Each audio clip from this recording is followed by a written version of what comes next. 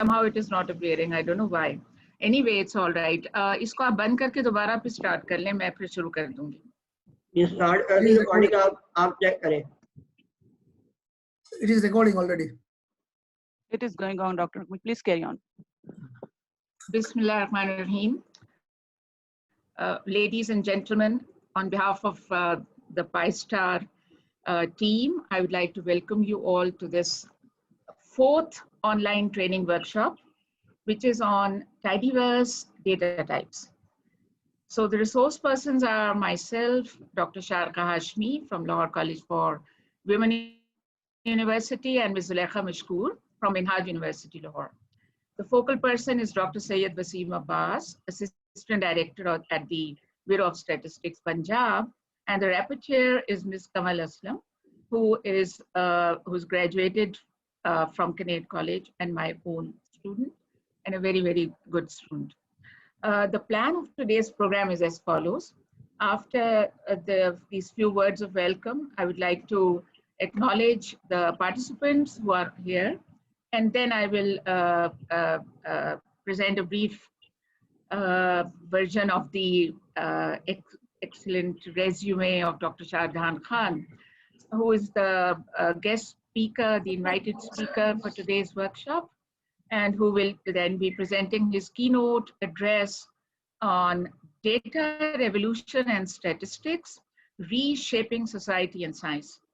After that, we will start the technical portion of the workshop.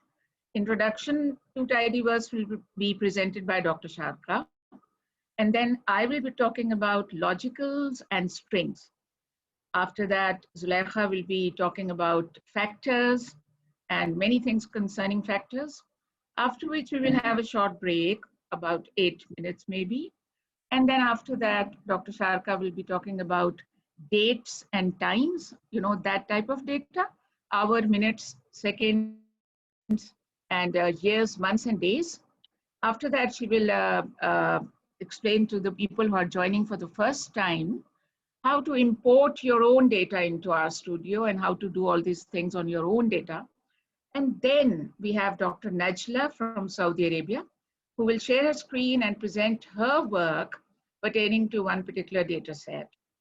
After that, ladies and gentlemen, in today's workshop, I would like to allocate about 10 minutes for a discussion regarding the future activities of PISTAR.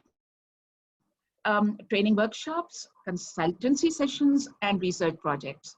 These 3 things, I think you will agree, come under the purview of PISTAR. And I would like your input in this regard. So, because you know, it's a young organization, and we would like to, you know, take it to higher levels with your support and active participation. After that, towards the end of the program, Kanwal, the rapporteur, will be giving a short presentation regarding the 3 workshops that happened previously. After that, we have the vote of thanks. All right, we have participants from Pakistan. Actually, Mr. Haseeb, I think is not, excuse me. I think maybe other mics may need to be muted. Now, Ms. Balika Yunus is here, Dr. Shakila Bashir, Dr. Razia Noreen, Dr. Rabab Mudakkar is here, Dr. Itrat Batul Naghmi is here, and I think there are some other people too. But when I was typing this thing, until that time last night, or was it this morning, it was this number. So my apologies for those who are here, but their names are not here. But in the final version, which we will be emailing to every one of you of this particular slide set, we will include all the names, inshallah. The international participants, Dr. Waqas is very much here.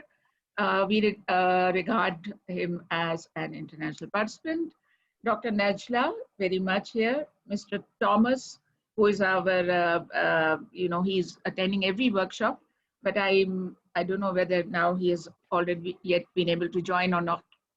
And then Dr. Raza and Ms. Minu, the couple from Iran, both of them in the field of statistics.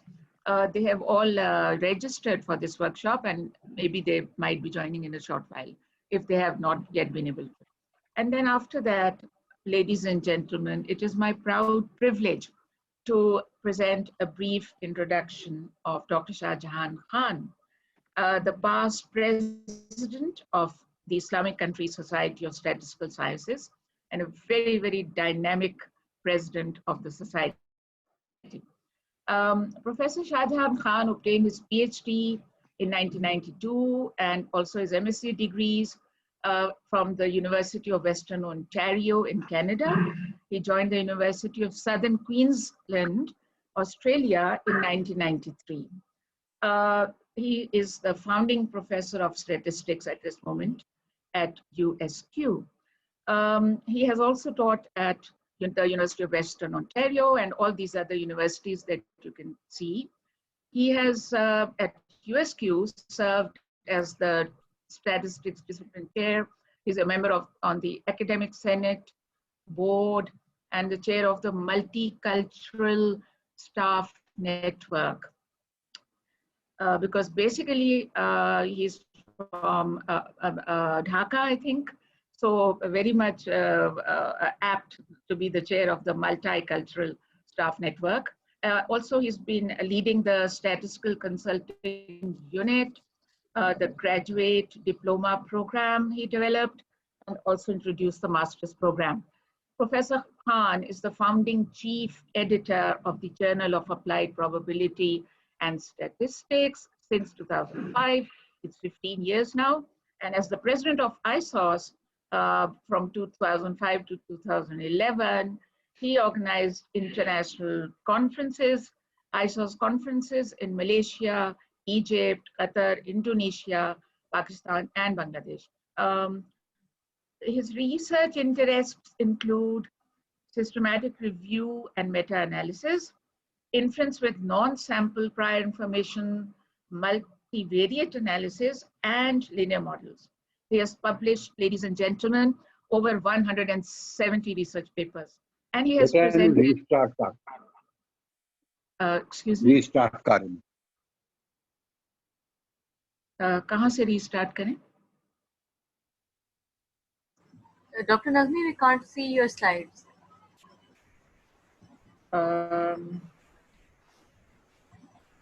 Please reshare your slide after stopping slideshow.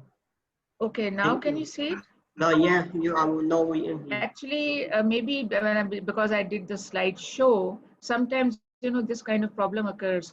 Now I can try the slideshow again, and if you can't see it, you see now I'm doing it. Yes. Okay, now can you see it? Yes, we can. All right, but you could, but you could hear me all through. Yes. All right, so now I will just continue from here. Yes. So Dr. Shah Jahan Khan has published over 170 research papers. He has delivered 15 workshops, 25 keynote addresses, and over 50 invited talks in scholarly gatherings. He has supervised 16 PhD and 3 MPhil students. He has authored a book on meta-analysis for health sciences and beyond, and also 2 study books on distribution theory and statistical inference. Professor Khan is an elected expatriate fellow of Bangladesh Academy of Sciences. He is a fellow of the Royal Statistical Society. He's an elected member of ISI. He's a member of the highly prestigious Institute of Mathematical Statistics in America. So, ladies and gentlemen, on account of his outstanding research contributions and international professional leadership, he is the recipient of the QM Hussain Gold Medal from the Bangladesh Statistical Association, the ISOS Gold Medal, and the ISESCO ISOS Gold Medal as well. As a visiting scientist, he has visited all these universities and all these countries.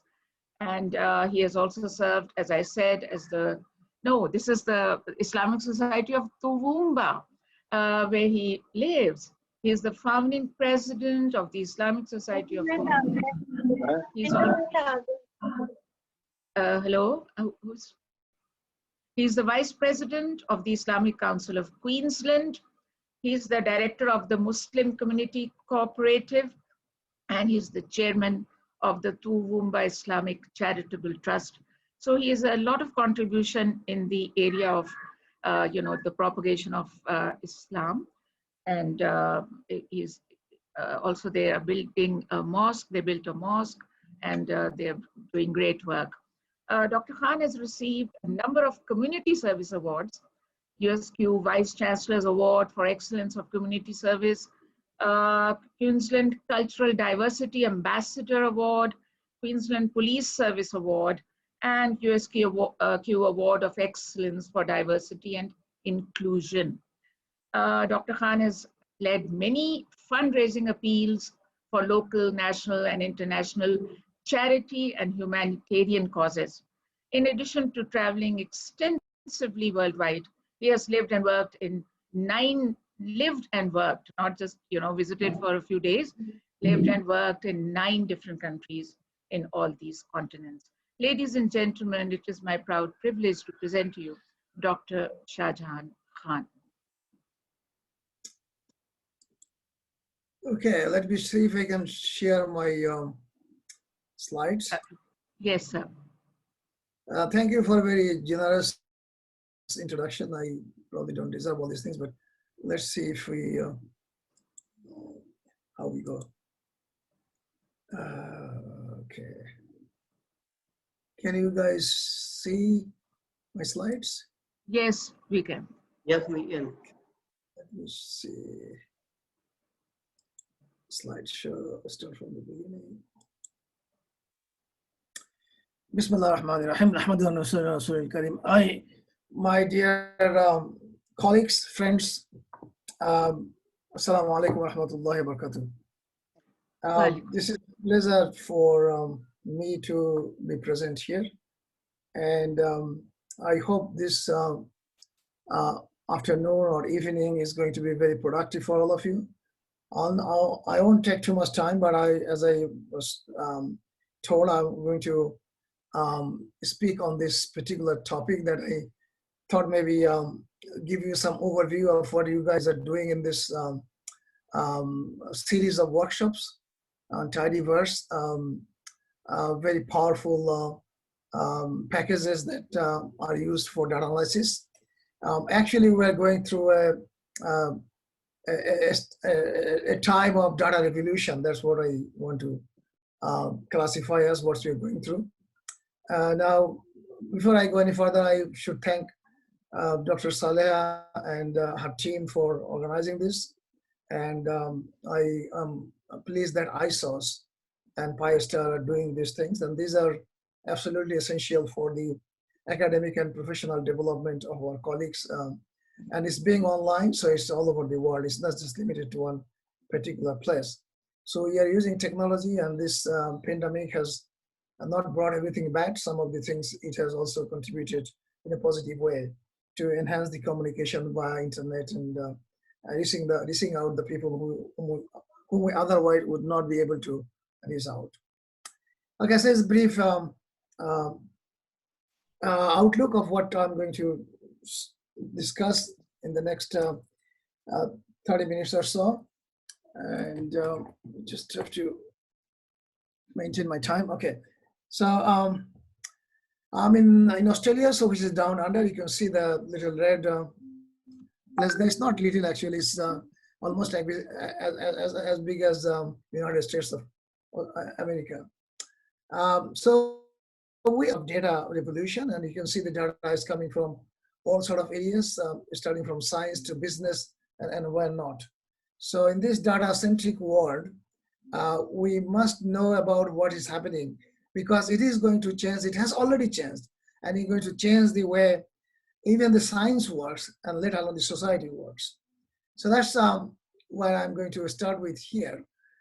When Barack Obama was the president of the United States, that time the big data initiative was an official initiative of the government of the United States of America. And in that time, he made this announcement that to advance the state-of-the-art core technologies needed to collect, store, preserve, manage, analyze, and share huge quantities of data, harness these technologies to accelerate the pace of discovery in science and engineering, to strengthen our national security and transform teaching and learning, and to expand the workforce also needed to develop the use and use big data technologies. So we have passed through that stage, but definitely this has changed the way we do. It has also changed the way that we look at the world now. And as I go along, I will give you some more insight into this. Sorry. It's not only Barack Obama, but it's also from the United Nations. In 2015, in the eve of the prior to the World Statistics Day in that year, that's the second World Statistics Day, the United Nations General Assembly adopted resolutions to celebrate the second World Statistics Day under the theme of better data, better lives. And then the Secretary General of the United Nations pointed out statistics are critical for evidence-based decision-making across all culture and historical backgrounds of countries and irrespective of their level of development. He also noted that UN General Assembly acknowledged the fundamental importance of sustainable national statistical capacity to produce reliable and timely statistics and indicators. And you probably know the MDG and then SDG. They are all based on indexes that are virtually statistical tools. And the world is changing in terms of data. When I grew up as a student, kilobyte was a big thing. And then now, probably megabyte and gigabyte is a big thing. But that's not going to stop there because the data is growing exponentially in a way that is going to, like when we buy a computer, say 20 years ago, if you had like 48 megabyte, it would be a huge computer. But nowadays, even if you have a terabyte, it's not a huge computer. So then it's going to go bigger and bigger because you can see the way the world is generating data in government offices, in businesses, in even in the social media, Facebook and Twitter and so on and so forth. The data is being generated exponentially, and is in the past probably there was problem was with getting data, but now it's problem of oversupply of data. So some example here: Google processes about 24 petabytes. This is a bit of old statistics. But now this number may have gone to 10 times more at least a day. And it's a huge, huge amount of data that is being generated or processed. And then AT&T, that's the American data, but we have telephone and telecommunication, internet services all over the world, every country generating a huge data set. And you can see some of the Facebook as well, Twitter. Human brain's ability to restore memories is estimated at about 2.5 petabytes of binary data. So you can see how much data we have. And based on the Wikipedia article, petabytes received December, this a long time ago, but this number has gone very, very high now. So this is the for circa that's 1998. So you can see this is now old-fashioned. Nobody looks at it even this. But the things were even more old-fashioned. When I grew up, what you see in the left side in the upper corner, that was the probably most sophisticated calculator that we used to use as the Italian facet machine that we have to use the handle to rotate to get the numbers done.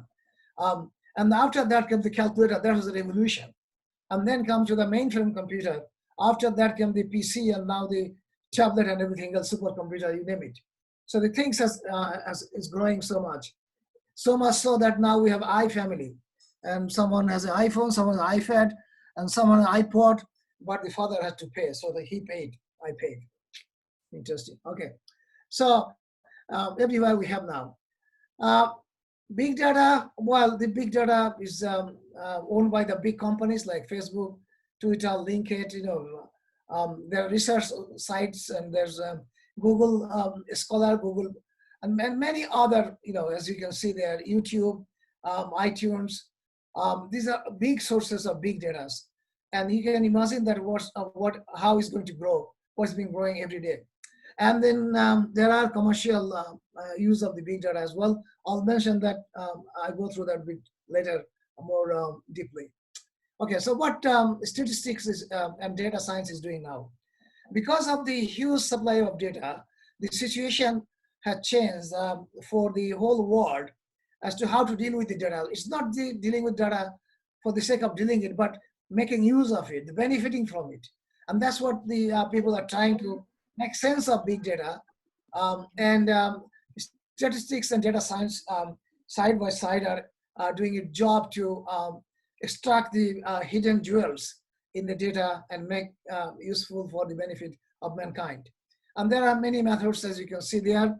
But the problem with the big data is that it's not like the olden days, a small data set that we would have the IID, the independently identically distributed variables. This is no more the case with big data, and the stationary status is also not quite useful. Okay, so we are actually going in the data-centric world going through, and we have to develop the methods as statisticians and data scientists that will go beyond the standard model fitting or standard statistical techniques, because the big data doesn't come as clean or as straightforward, ready to be analyzed and perform standard test of hypotheses, find confidence interval, and so on and so forth. But there must be other ways of handling the data that are not ready as such for the analysis that when we receive. So there are a number of things that now added to the skill list of the people who are analyzing the big data, starting from statistical signal processing to pattern recognition, data mining, machine learning, bioinformatics, and I'll be talking a bit more about them a bit later. Okay, so most statistical methods taught are focused on continuous or discrete numerical data models, but most useful applied methods focus on categorical data. So that is the important fact, that when you have big data, and when I say big data means that there will be a lot of variables, thousands, millions variables, and there are a lot of cases, thousands, millions cases. So it's a huge data that cannot be manually handled. So it has to have technologies to be able to handle those data. So we need to even our computer would no more have the space, enough space to store the data. We have to have now cloud technology to store the data, and then from there accesses can be granted to the people who will be working on that data. That's why it's happening that the data is in this cloud store, and people are working all over the world on the same data in time. Okay, so we have now statistical statistics versus data science. So data science is a science that is dealing with the data in terms of data processing, data analyzing, and getting information out of data.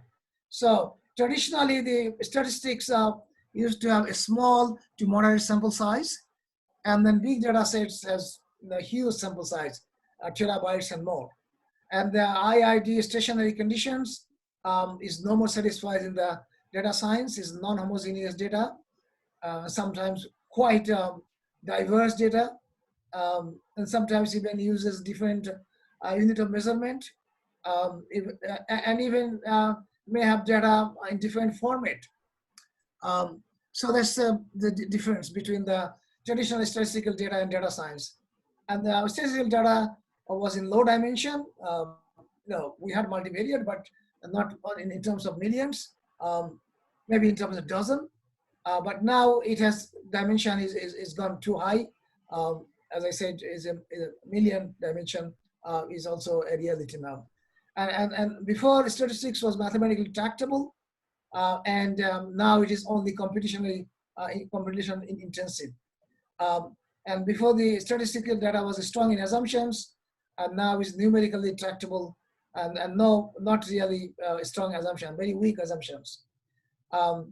And we used to get the closed form algorithms for statistical analysis.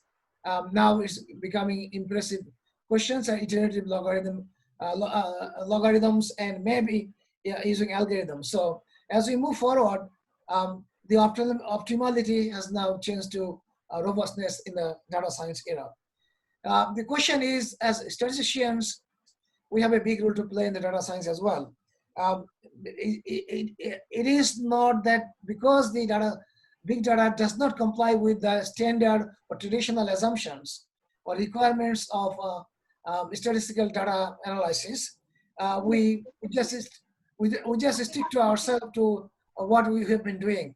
That will be suicidal for us. As statisticians, we have to move forward and find methods and techniques to analyze big data beyond the external assumptions and the comfort zone of statistics that we already familiar with. So this is a challenge, and as a community, we have to take the challenge, and that's the only way we are going to be useful. If you look at the job market, there are a lot more job available for data scientists than classical statistics people. So that's where we have to make a headway for our future graduates. Combination of computing statistics will be the way to go. So the big data and data science remains an important area for statisticians. Okay, so the cloud computing, I mentioned about that. Cloud computing is the use of computing resources, hardware and software that are delivered as a service typically over the internet. And the name comes from the use of the cloud-shaped symbols as an abstraction for the complex infrastructure it contains in the system diagrams. So as I say, it is complex because it's going to be all over the world, and people will have access from all over the world as well. Cloud computing entrusts remote services with the user's data, software, and computation. And we are already, a lot of you are already using the cloud technology. All our data in the university that I work in the cloud now. Even my lecture notes are in the cloud. So we have drive that we save in there, so we can access to those from anywhere as long as we have access to internet. Okay, so this important thing I mentioned here is a new paradigm in science. Traditionally, science has been built on, this is where my reshaping part of the lecture is coming into picture. So traditionally, science has been built on a two-stage paradigm of theory and experiment. And theory guides experiment, experiment suggests refinement of theory, and so on. It's an ongoing process. With the advent of the powerful personal computers in the early 80s, a third stage was introduced, that's computation. So a lot of the things that cannot be proven experimentally or using or doesn't fit in the theory were proven by computation, particular simulation and so on. So the computer modeling and computer fitting was as good as theoretical fitting, or if not as good, but close to theoretical fitting, but as good for the practical purposes as experiment. So simulation and computer simulation become the third paradigm. And then so the experiments were too expensive, too dangerous, and sometimes it's not feasible, but simulation is always feasible. At the moment, our university offering courses on pilot training. We have a simulation machine that will simulate all the flights, all the engines that are used in commercial flights. So there will be practical training based on the simulation using that machine. So that's a very expensive machine. So this is what is happening in this current time. And enter computational experiments as a third component of this paradigm and theory, experiment, and computation. And then we now have the massive data. So acquiring massive data in some sense sublearns theory, which just as computing to some extent, that sublearns experiments. So example, automatic transition needed the theory of natural languages with morphology, semantics, syntax, and lexicon in the two languages. But if you have enough data in the two languages, as Google does, simply matching multigrams in the two languages not only takes place of theory, but also neatly takes care of the idiomatic expression. So what I'm trying to say here, that when you have data, you can reach to the conclusions even without going through all the languages. And like even today, I want to say translate something. I go Google Translate and I can either type or I can verbally say something, and I want to translate another language, they'll be there. So it's got so much advanced these days. So what is happening now, the fourth paradigm already in place. We started with theory and experiment, that's on the olden days, and then came to the computation and simulation and so on. And now we have the another one, the data. So the data is giving so much foundations, so much information that it is becoming foundation of many decision making and many knowledge, new knowledge. And that's why artificial intelligence and machine learning is going to play to get the things that is hidden into data and bring it to our benefit. Okay, so the issues with the big data, I mentioned some of them. First thing is the understanding of the high dimensions. But as I said, I mean, you probably won't do it manually or even in your brain. You have to use the computer these days. And then the data, big data comes with the massive problems and require massive cleanliness and data checking. So in the cleanliness, you might have different units, you have different time period, different time zone, expressed in different units, kilogram or pounds or miles and kilometers and so on. So that's all need to be sorted out into one unit, into one framework. So you can analyze the data, big data, in a way that is meaningful. And there could be missing data, there could be gaps, so that need to be checked. And then could be complexity in the data, obviously, because bigger the data, higher the complexity. Problem will be in the structure, there could be substructure in the data, there could be classification within the classification, sub-classification, and so on. So one of the ways of getting some ideas or some clue about the nature of the data by using the visualization techniques and also using modeling. So that will help us to understand better. For the big data, the assumption is not as relevant, I mentioned before, but in some cases, transformation can be useful in analyzing the data, big data as it appears. Sometimes the transformation is useful. Okay, so I mentioned about the computing, cloud, internet, and so on, statistical methods. Sometimes for the big data, we are not going to stick to all the assumptions of the statistical methods because it is not feasible. The nature of the data is not anymore the way it used to be. And then we have some of the tools that I mentioned about data mining, artificial intelligence, and machine learning. Just about the artificial intelligence, I want to mention something that if you have done any online shopping, for example, if you bought a fridge, and you will see that when you go to internet, always there are going to be advertisement on fridge. So these are targeted based on the artificial intelligence. When you go to search something on Google or any other search engine, there are billions of URL that will be searched by the computer algorithm in matter of less than a minute. So these are the type of thing that we're talking about, the algorithms and machine learning and so on. So data mining is an interdisciplinary subfield of computer science and statistics, and this is being used extensively. Data mining is the process of finding anomalies, patterns, and correlations. So pattern and correlations are more important things that people are looking for within large data set to predict outcomes by using a broad range of computer science and statistical techniques. So for example, if you want to do a fundraising, and we are doing fundraising for some reasons now, the marketing companies, they can figure out that the type of fundraising you are doing, where are the donors for that kind of projects? And then they can direct your marketing tools to those potential donors.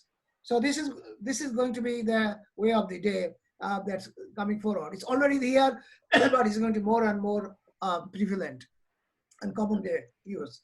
Artificial intelligence is a conversation of technologies from machine learning to natural language processing that allows machines to sense, comprehend, act, and learn. We are already using these things. When you go to your website of a bank, for example, there will be automatically a helper asking, can I help you on the internet? So there's online help. You type a message, it will respond. These are all based on artificial intelligence. And this is changing the way we deal with our customers, our clients, and so on and so forth. It's not only in the commercial entities, but also in the government bodies. And the machine learning has become very prominent in the recent times. And it is all computer-based, it's all algorithm-based. And this is, the machine is going to control many things, including the driverless car. And that is reality. I mean, we already have electronic car, but it's going to be driverless car, and it's going to be probably more safe. And this all based on the artificial intelligence and machine learning. And this is going to run the business. People are going to probably lose jobs in the traditional areas, and there will be more jobs in this technical areas of machine learning, artificial intelligence, data science, and so on and so forth. Now, statistics is a mirror of the society. That's why sometimes numerical measures of the society. It helps to make decisions in the face of uncertainty. Nowadays, we are in a society, we're living in a society that everyone should be statistically educated, or what you call every citizen should have a statistical knowledge of understanding. Otherwise, there are a lot of things that they will be missing. Now, these are some of the big contribution of statistics. These are some of the scientists who, the last one, Al-Khwarizmi, he introduced the algorithm. And nowadays, algorithm is everywhere. And whatever we're talking about, machine learning, artificial intelligence, all that coming from the algorithm and so on. Okay, so reshaping it briefly before I finish, I think I'm almost coming into my time. I mentioned about the transport driverless car. This is already here. Some European countries introduced that. Australia had a trial, I think late last year or early this year. It's not in place yet, but trial was already done, not too far from where I live in. And then for business, in the shopping market, think about the Amazon. Amazon is a big employer in the international shopping area. How much data they are using and for their marketing, and how much data they are collecting. So they know everything about the customers' behavior, what they want, how they want, when they want, where they want. All the information are there. And they are using this big data to promote their business, and they're highly successful. Nowadays, without doing proper marketing and data analytic data analysis, no business will probably, real business will survive and go further, grow further. In the healthcare, there has been a lot of use of the data, bioinformatics, and so on. In 2013 in Australia, the Prime Minister's Science Award was given to a statistician, and he works in bioinformatics. So it's a huge data set. They are used. One of my students doing identification of a fungi and using huge data. It's big data. So this is being in healthcare. In science, there has been a lot of scientific data generation these days, starting from the laboratory to astronomy to look at climate and everywhere. So this is going to reshape the society, the way we think. It's not the traditional thinking. Without data, people will not believe things in future probably. They will want to ask for evidence, and the evidence, I'm coming a bit later. And then with this, there also come a big threat, which is the threat of confidentiality and privacy. You probably heard of the hacking, international hacking, and that is a big challenge. So protecting data is a huge challenge these days. Even government offices' data being hacked from different corners, different hacking groups. Even probably government-sponsored hacking groups who are trying to hack government offices of the other countries. So the way we're thinking the society is going to change with the big data or data analytics. And the science is changing. As I said, the data has become already a new paradigm of science, and the data analytics and data science is already here and is in high demand and is going to only increase over time. Lot of the science would now depend on what the data is telling, rather than going through the experiment. As I said, some of the experiment is not possible practically. It has to be done through simulations, and with the data, big data, this is possible. Has made it possible. The technology that we are learning, that we're going to be enhancing the science further. We already have the telemedicine. We already have the internet-based, patients, doctor patients checking and prescription and medication and healthcare. This is already in place. Like in Australia now, the doctors, your GP, general practitioner, will prefer online appointment compared to the face-to-face appointment because of Corona. But because Australia is a huge country, a lot of people live in the regional and rural areas where the access to Medicare is not as easy as it is in the capital cities and the urban areas. So this is going to be a game changer for them. And then I mentioned about the Monte Carlo simulation that has been a huge impact on science and also on statistics. And then finally, the evidence-based decision. People these days, if you ask for something, people will ask for evidence. If the treatment or intervention is working, people will ask for evidence. If the program that government has introduced, whether it's successful or not, people will ask for evidence. And the evidence is mostly based on the data. That will give us the evidence for or against. So one of the example of the evidence is the meta-analysis, which one of the areas that I work these days. And if you have, say, 100 studies on the same topic all over the world, you can combine the summary statistics from the all over center, the 100 centers, and you come up with a synthesized result by using the technical meta-analysis. And then some of the individual studies may have conflicting results, but when you synthesize the data from all independent primary studies, then you can come up with a common effect size measure and a conclusion based on all the studies together. With the evidence, there is also false evidence nowadays. You can see there has been a lot of false claim, lot of fake news, lot of fake things happening around us. And it is coming from the top, not from the bottom sometimes. Unfortunately, the facts have been changed and then be replaced by alternative facts. Very unfortunate, but this is happening and we can see it. Lastly, I want to finish with the power of statistics on number. You see there's 7.8. That was the make and break number for Obama to be elected in 2012, because the unemployment rate before that September quota of the prior to the election was more than 8%. And that quota, just before the election, it came down to 7.8%. That was make and break for Obama, and that's what is making the elected. That number was challenged by the opposition party, but the US Bureau of Labor Statistics stood firm, and they said that there's no intervention from either White House or the Obama campaign. And if there was any intervention, the whole office of the Bureau of Labor Statistics will resign en masse from their job. There has been abuse of statistics. This is one example. This guy is now the British Prime Minister. When he was, I think after before he was the Prime Minister, he claimed that to get the Brexit deal done, he made some false claim, as you can see there.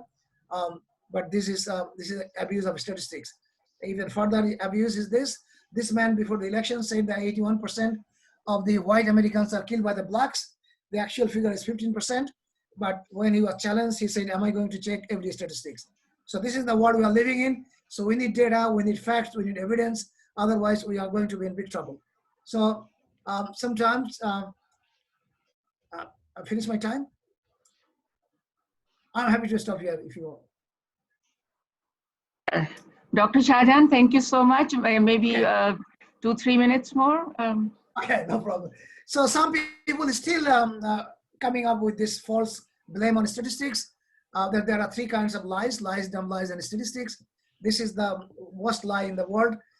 Mark Twain is attributed to have said that. This is wrong. I have this slide telling all the details about.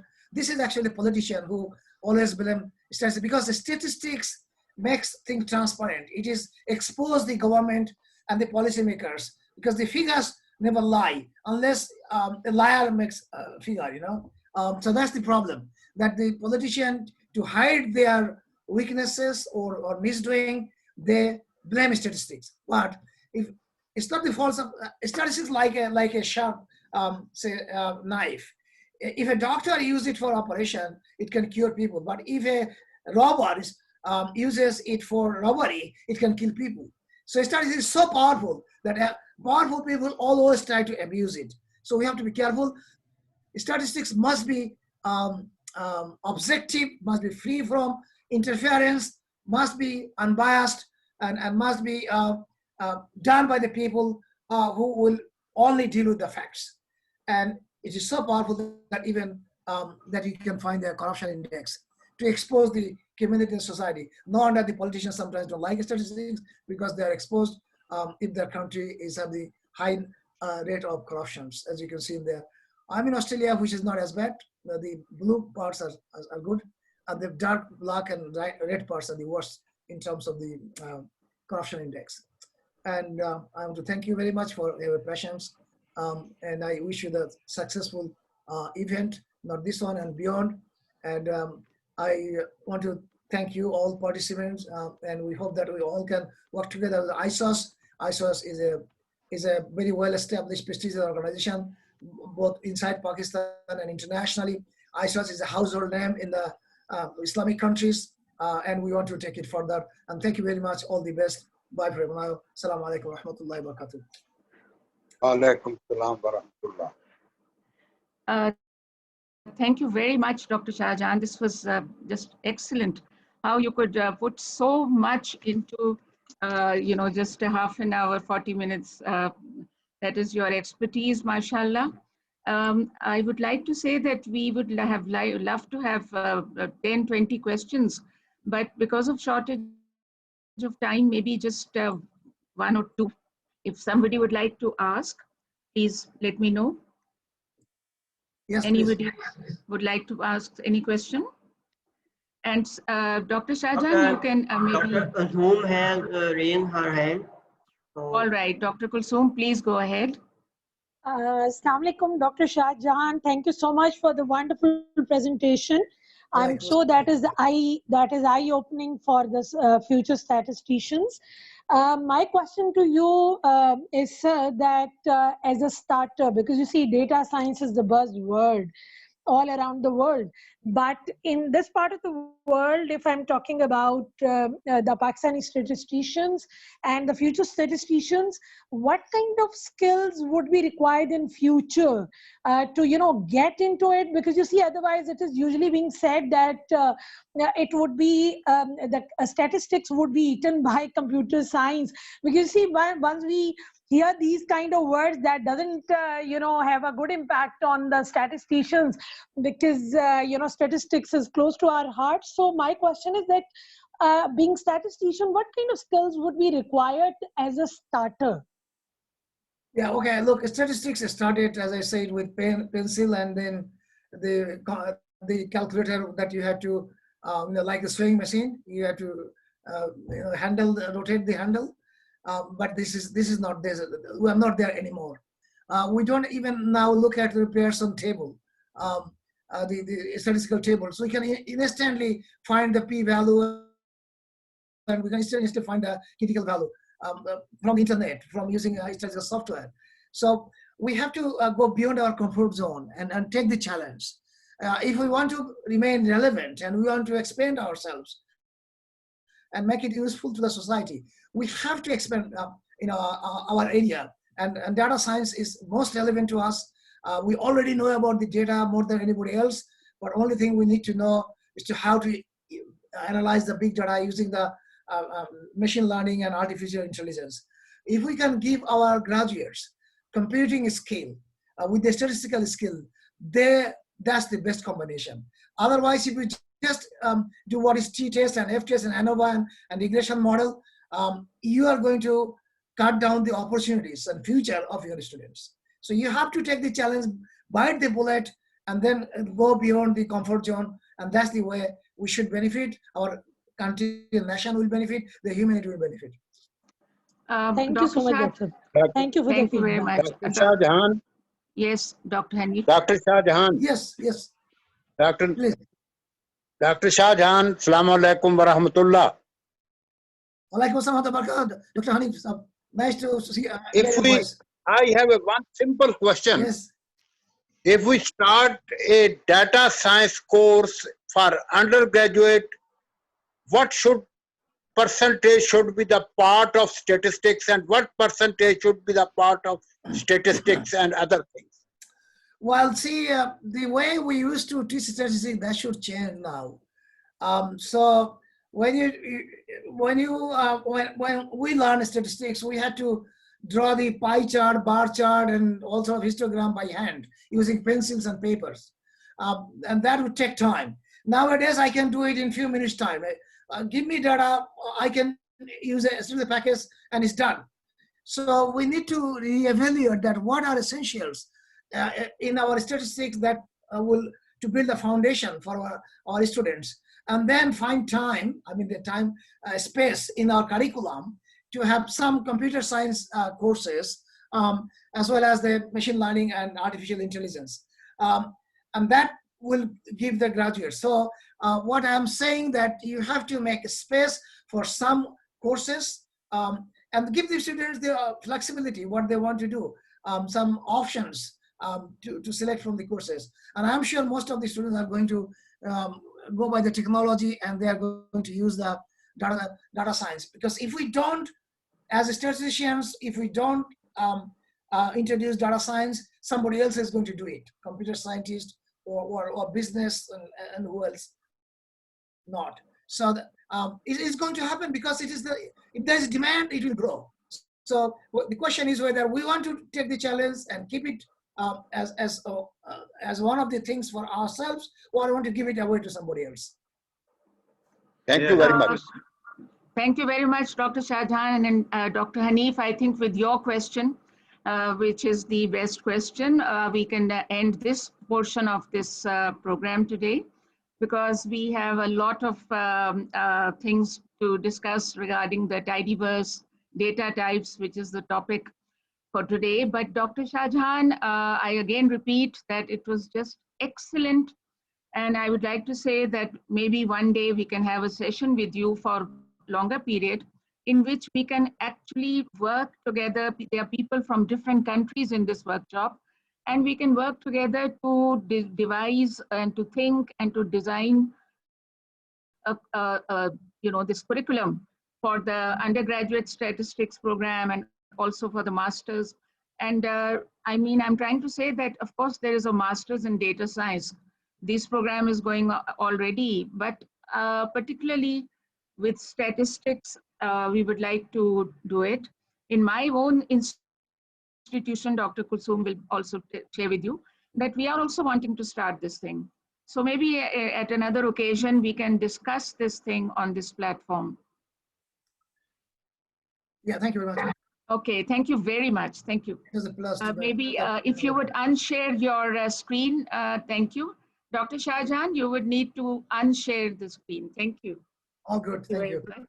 And you're welcome to stay as long as you would like to. Thank you very much. So now, ladies and gentlemen, we go to the next section of the program. And I would like to share my screen now, and then we can see what is coming up next. I'm sharing the screen now, and please let me know, do you see this slide of mine, which says Data Revolution and Statistics, Reshaping Society and Science, which was the topic of Dr. Shahjahan's keynote address. And after this, we have next the technical portion of this workshop. And I would now like to request Dr. Sharqa Hashmi to introduce to the participants what is TIDYVERSE and what is tidy data. So Dr. Sharqa, if you like, I can operate these slides for you. Is it okay? Or would you want to? Okay, Dr. Saleha. All right. Thank you so much.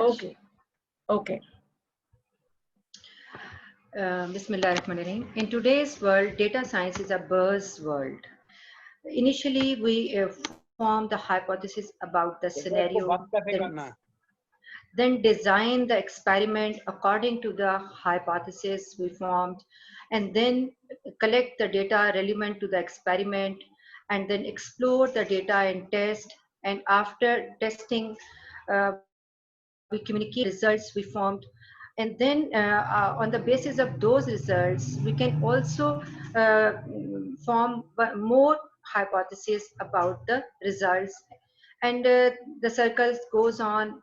The next is the TIDYVERSE is a collection of powerful data science tools within R. ASA, American Statistical Association, actually promotes the TIDYVERSE, and the Garrett, the data scientist, basically is a principal data science educator who formed the TIDYVERSE, and then he promote the TIDYVERSE. Coming back to the TIDYVERSE, TIDYVERSE is a collection of modern R packages that share common philosophies, embed best practices, and are designed to work together. And the packages involved in the TIDYVERSE are ggplot, dplyr, reda, tibble, tidyr, and purr, and so many other which are involved in the TIDYVERSE. One of the most important concept of the tidy data. What is the type of the tidy data? Which is the type of the data which is said to be tidy? This is a form of the tidy data in which each and every variable is in its column. So a data set is called a tidy data if and only if each variable is in its own column, and each record, each case is in its own row, and each value is in its own cell. This type of data is called the tidy data. One more data is given here, which is in form of list. List is in the form of vector. For example, first vector is of type city, in which different cities are stated. Skip brackets 1 shows New York is at the place of 1.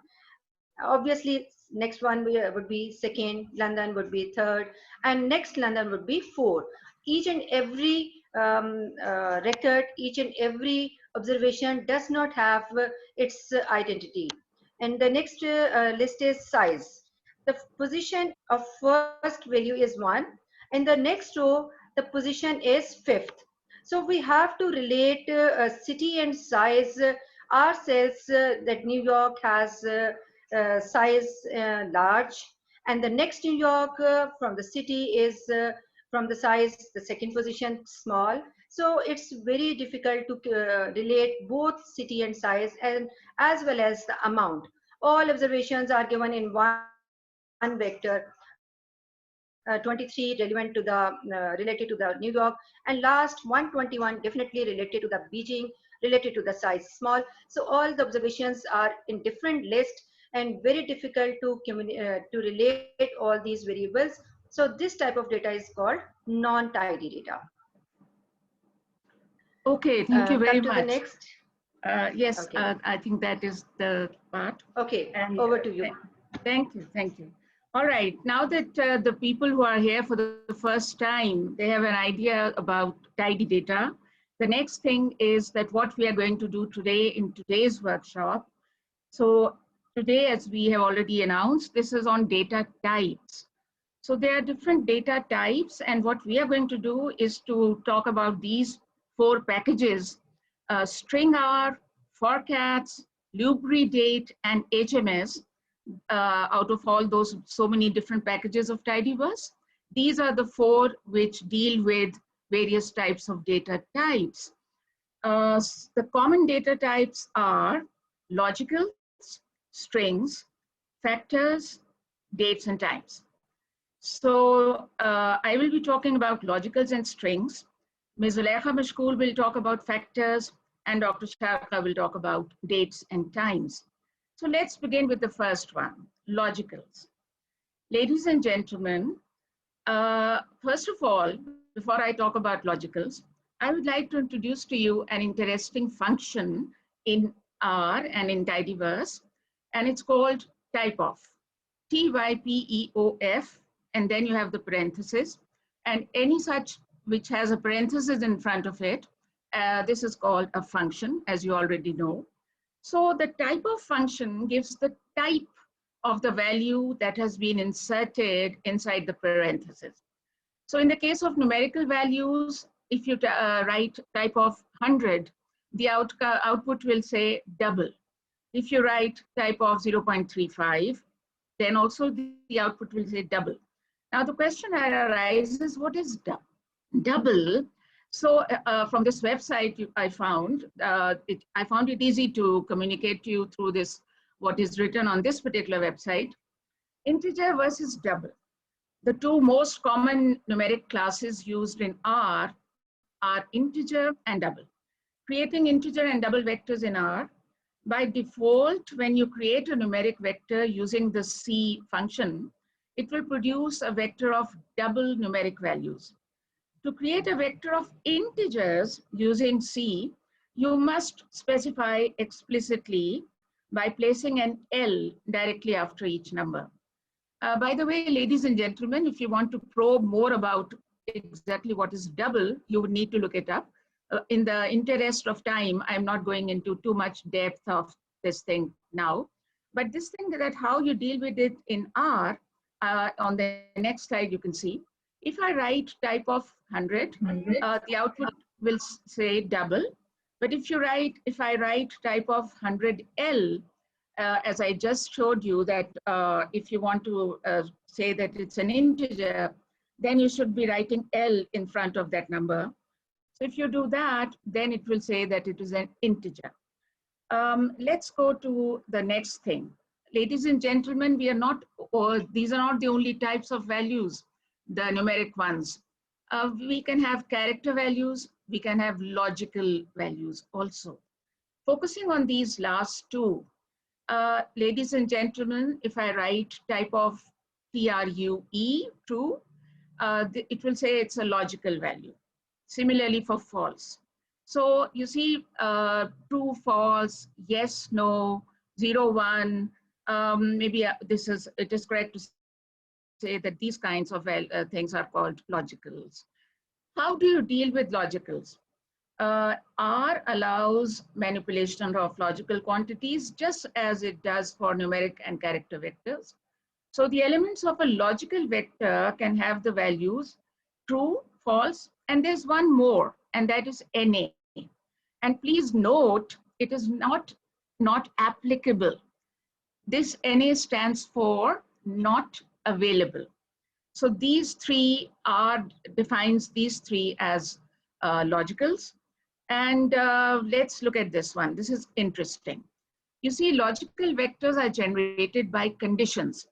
For example, if I type the number 5 and I call it X, and after that I put this condition that X is greater than 13, then the output will say that this is false, because obviously 5 is not greater than 13.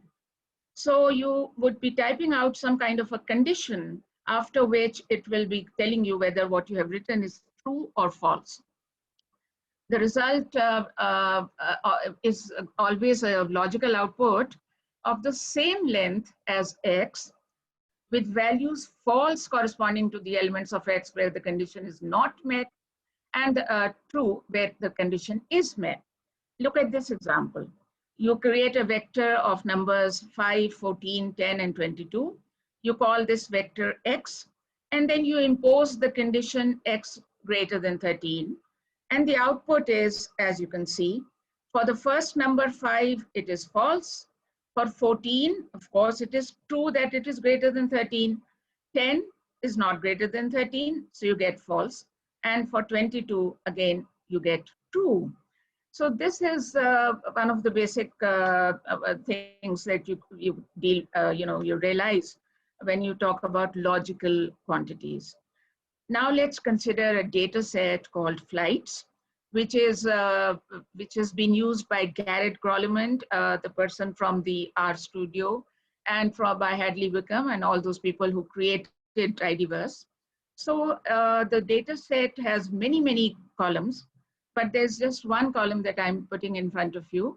The data is in tidy format, as Dr. Sharqa just now explained to you. If every variable is in its own column and every case or every record is in its own row, then that kind of data is called tidy data.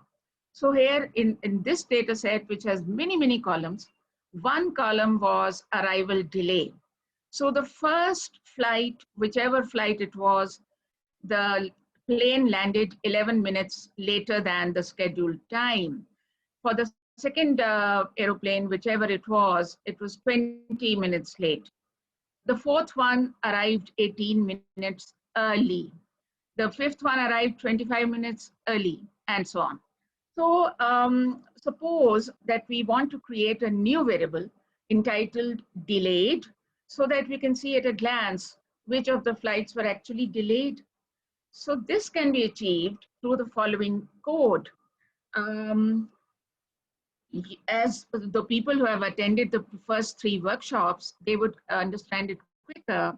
But the ones who are doing it for the first time, you also do not need to worry. I'll try to make it as simple as I can. Flights is the data set that we have picked up. And then we apply the pipe operator. In simple words, you can see that, you can say to yourself, okay, I'm going to deal with this data set. And after that, I'm going to do this whole thing, which is in the second row. And after that, I'm going to do the whole, this third thing, meaning that I'm making it extremely oversimplified, but just to make you understand, if you are attending this workshop, this kind of a workshop for the first time. But the pipe operator is an extremely useful operator, which we have already discussed at some length in one of our previous workshops. I just want to say here that we have recordings available of all the workshops, and I think PISTAR and ISOS are able to provide these to you through a certain mechanism if you are interested in the recordings of the previous workshops. All right, so I pick up this data set and then I apply this function, mutate, again the one which we have discussed earlier. You can understand understand it like we are going to create this new variable called delayed. This is the name we are giving to the variable.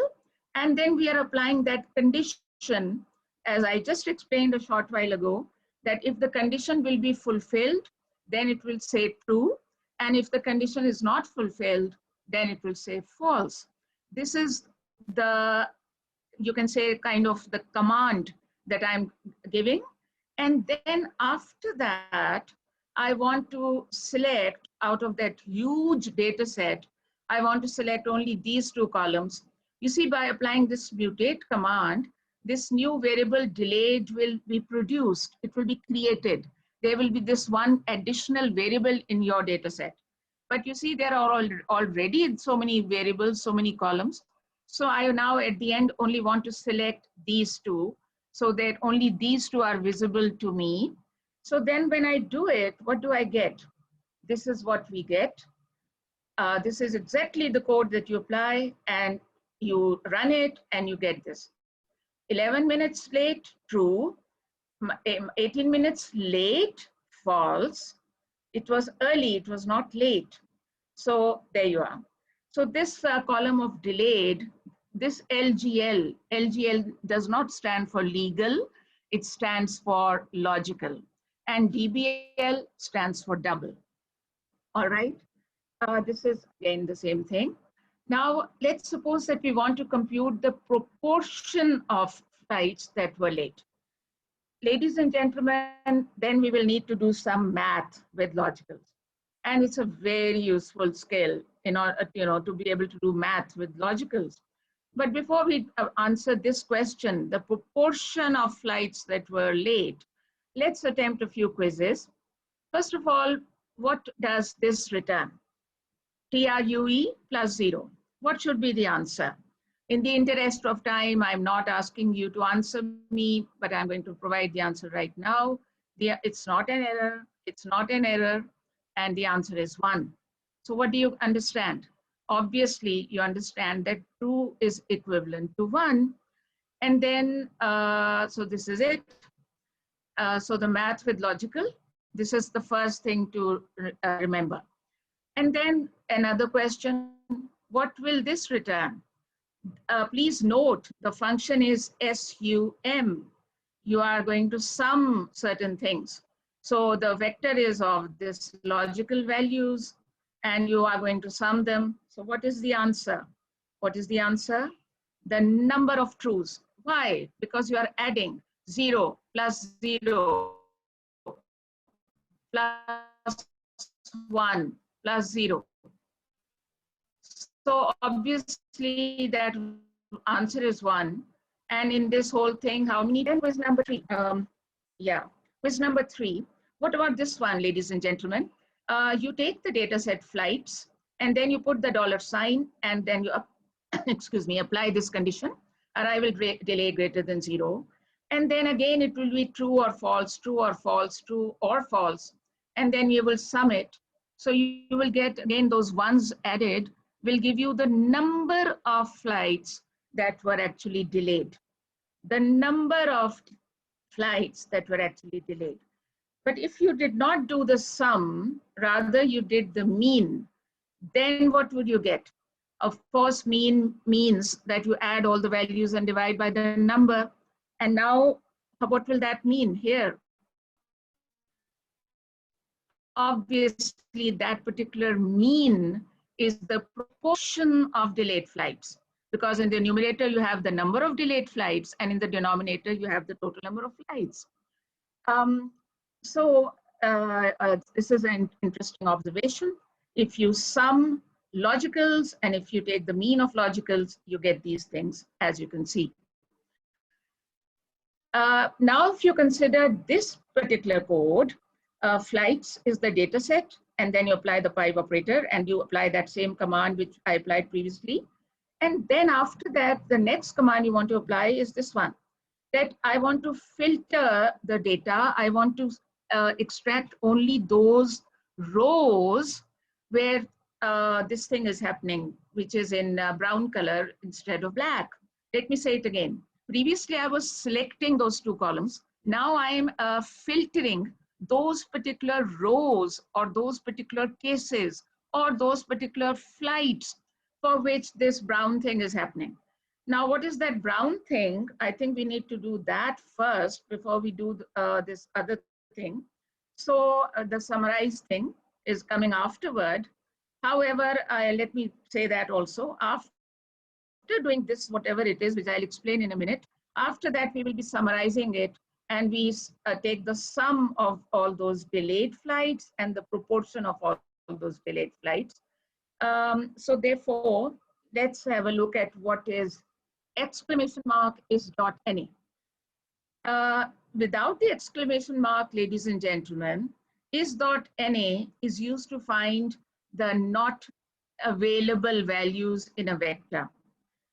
It will return a vector of logical elements, true for not available and false for not available. Now, when you put the exclamation sign, this is the negation operator. So it will convert, it's the opposite of the previous one. It will negate what was happening before. So it will convert the true to false and vice versa in order to give a vector of logical elements in which true stands for not available values. So not available values means available values. So the whole thing in one short sentence is that, you know, to avoid the missing values and to deal with only those values which are actually there. So that's why in the code we are filtering, we want to look at only those rows where the data is there and the missing values are not there. So then we do the summarize. This is again a function. I repeat for the newcomers that whatever is outside this kind of a parenthesis, that is a function, and whatever is inside, that is the argument of that function.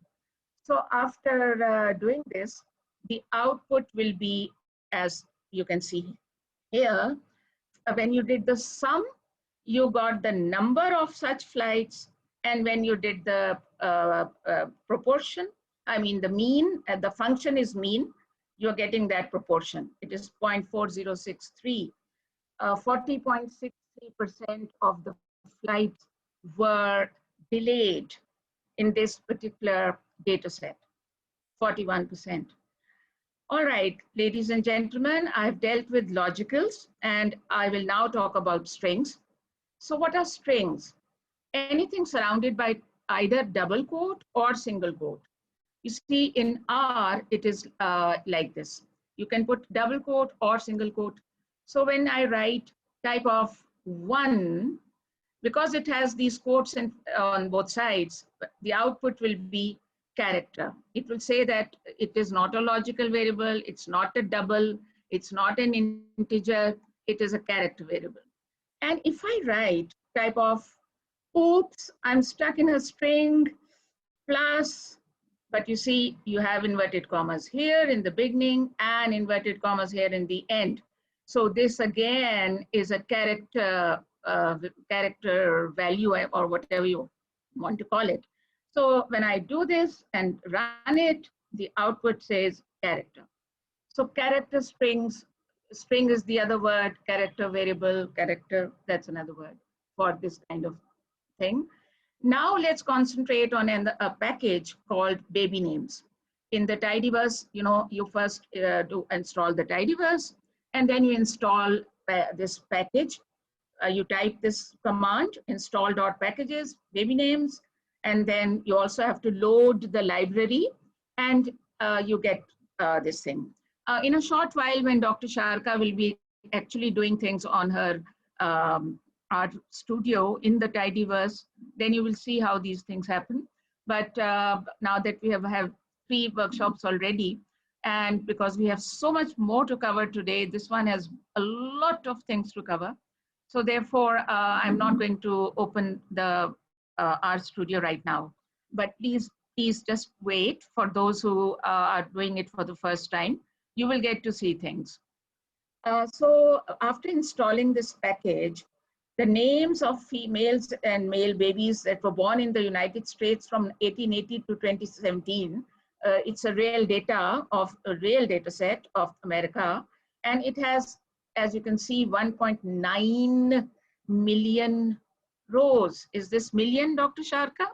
I believe it is. And now I give you a glimpse of this data set. The year, all right, and the sex of the baby, and the name of the baby. And of course, this, as there are so many rows, so you don't see M here. But if you go down in that data set, you will find M also. And then the name, and then the number of babies of that particular year of the female gender who were named Mary by their parents is 7065. And what is the proportion? Proportion, I believe, out of all the babies that were born, maybe how many were of this name, or maybe of, yeah, that is how it must be. We'll have to look it up and we can find it, of course, the detail of this last column, proportion. Anyway, let's proceed. My topic at this point in time is strings. So my question to you, my dear colleagues, is what are strings? Which ones are the strings here? Obviously, 1880 is not a string. It says DBL, it's double. I will have to put an L here, L, if I want to call it integer. But this one, it says, is an integer. And this one, again, is double. Now, these two, obviously, even if I did not do all that, you knew that the sex column and the name column, these are the strings. And here you can see CHR, character variable. So these are the strings. Now, the time to discuss the tidyverse package, string R. Now, what does this package contain? Simple, consistent functions for working with strings. So when you install tidyverse, ladies and gentlemen, and when you load the library tidyverse, you don't have to do anything more. The package string R is embedded inside the package tidyverse. So no problem, that's great. Now, one of the functions contained in this package is str_detect. And what does this one do for us? It enables us to test whether a pattern appears within a string. The important word is pattern. It detects whether there's any pattern. So this is the code. I mean, this is all you have to do.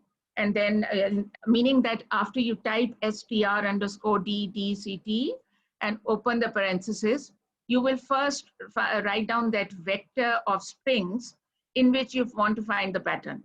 And then after the comma, you will talk about that pattern which you want to discover. Let me give you an example through this quiz. What will this return? You are writing this, creating this vector. It has only two elements. The first one is apple, the other one is orange. And you're calling this vector strings. This is the name you've given to it. But now the function str_detect, you write down this name that you gave. You could have given any name. I could have called it fruit rather than strings. I would call it fruit. So then I would write fruit here. And then after the comma, I want to discover which of these elements has this particular pattern, okay?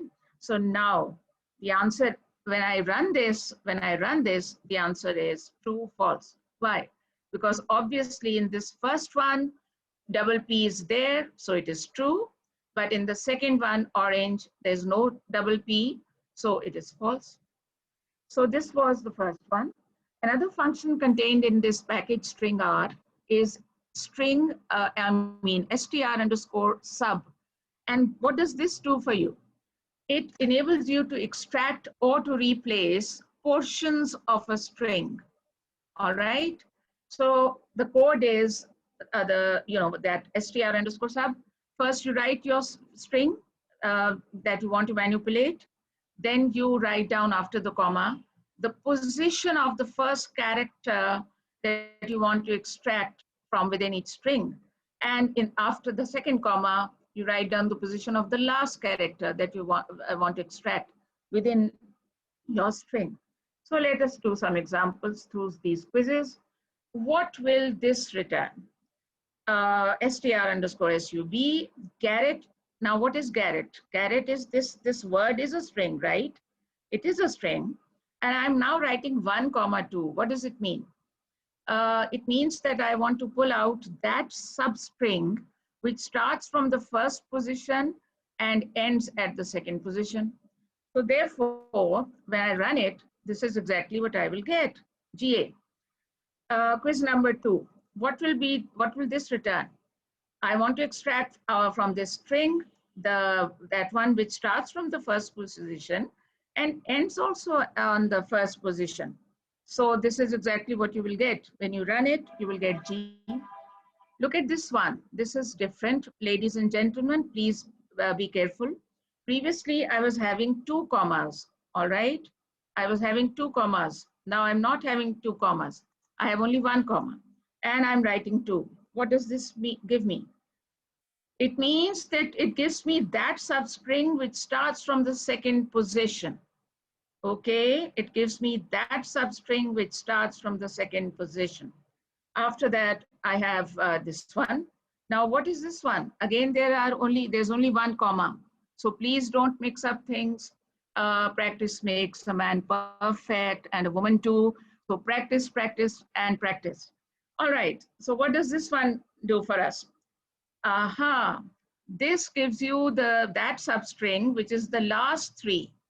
All right, -3 means you start, I mean, how do you do, whatever way you want to think of it.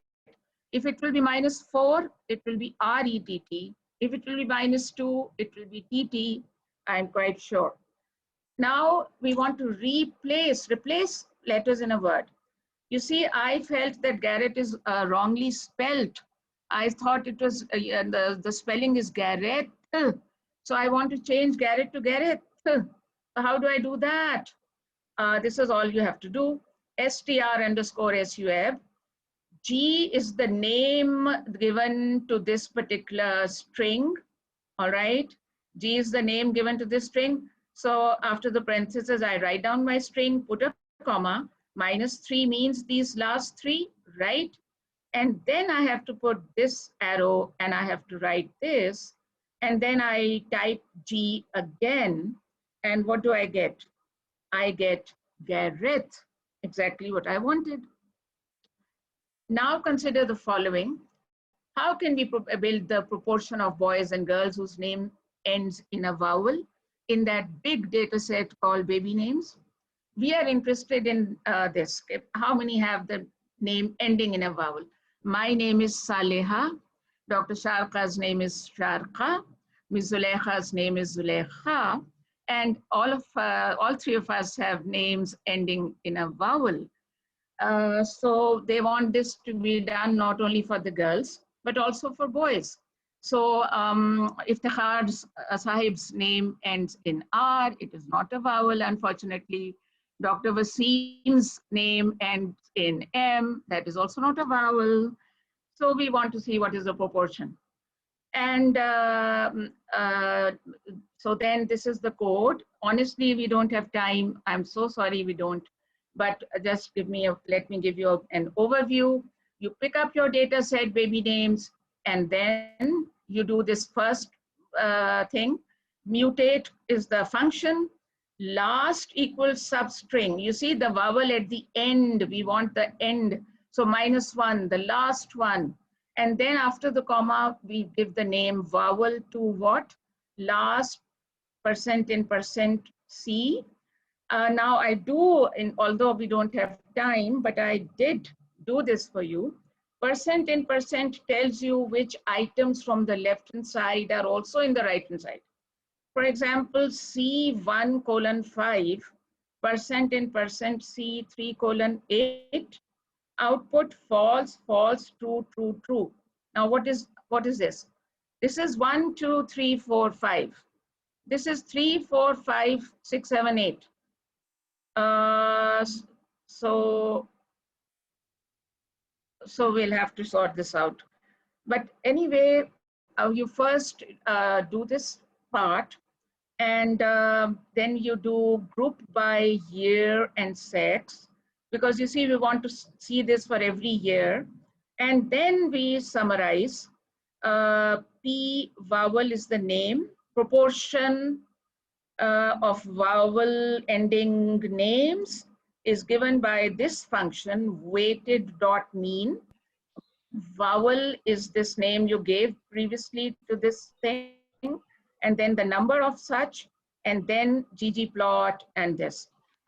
Please do not think that I'm hurrying up everything. It is just this one thing that I am not doing in detail because it involves so many things of previous workshop. Here, my purpose was only to tell you how to deal with strings. I've given you many quizzes to give you the ABC. Here, I'm just demonstrating without going into detail that in this whole code, long code, unless you had done this part, str_sub first, you would not have been able to detect those vowels. And here also it says in so many words what you are actually doing. So my interest is to show you what you actually get by applying this particular code, which involves this string function str_sub. I'm going to show it to you now. Here it is. Sorry, it's coming again. Now it's coming. This is what we get. All right. So from 1880 to 2019, you can see that the male, the boys, they're only about 20%. It's like almost horizontal. And this proportion is running around 20%. But for the females, it is about 80 or what can I say, 75%. All right. So, this is a graph we got by writing this small little code. You would say it's such a long code and you're saying it's small. Believe me, it's very, very small.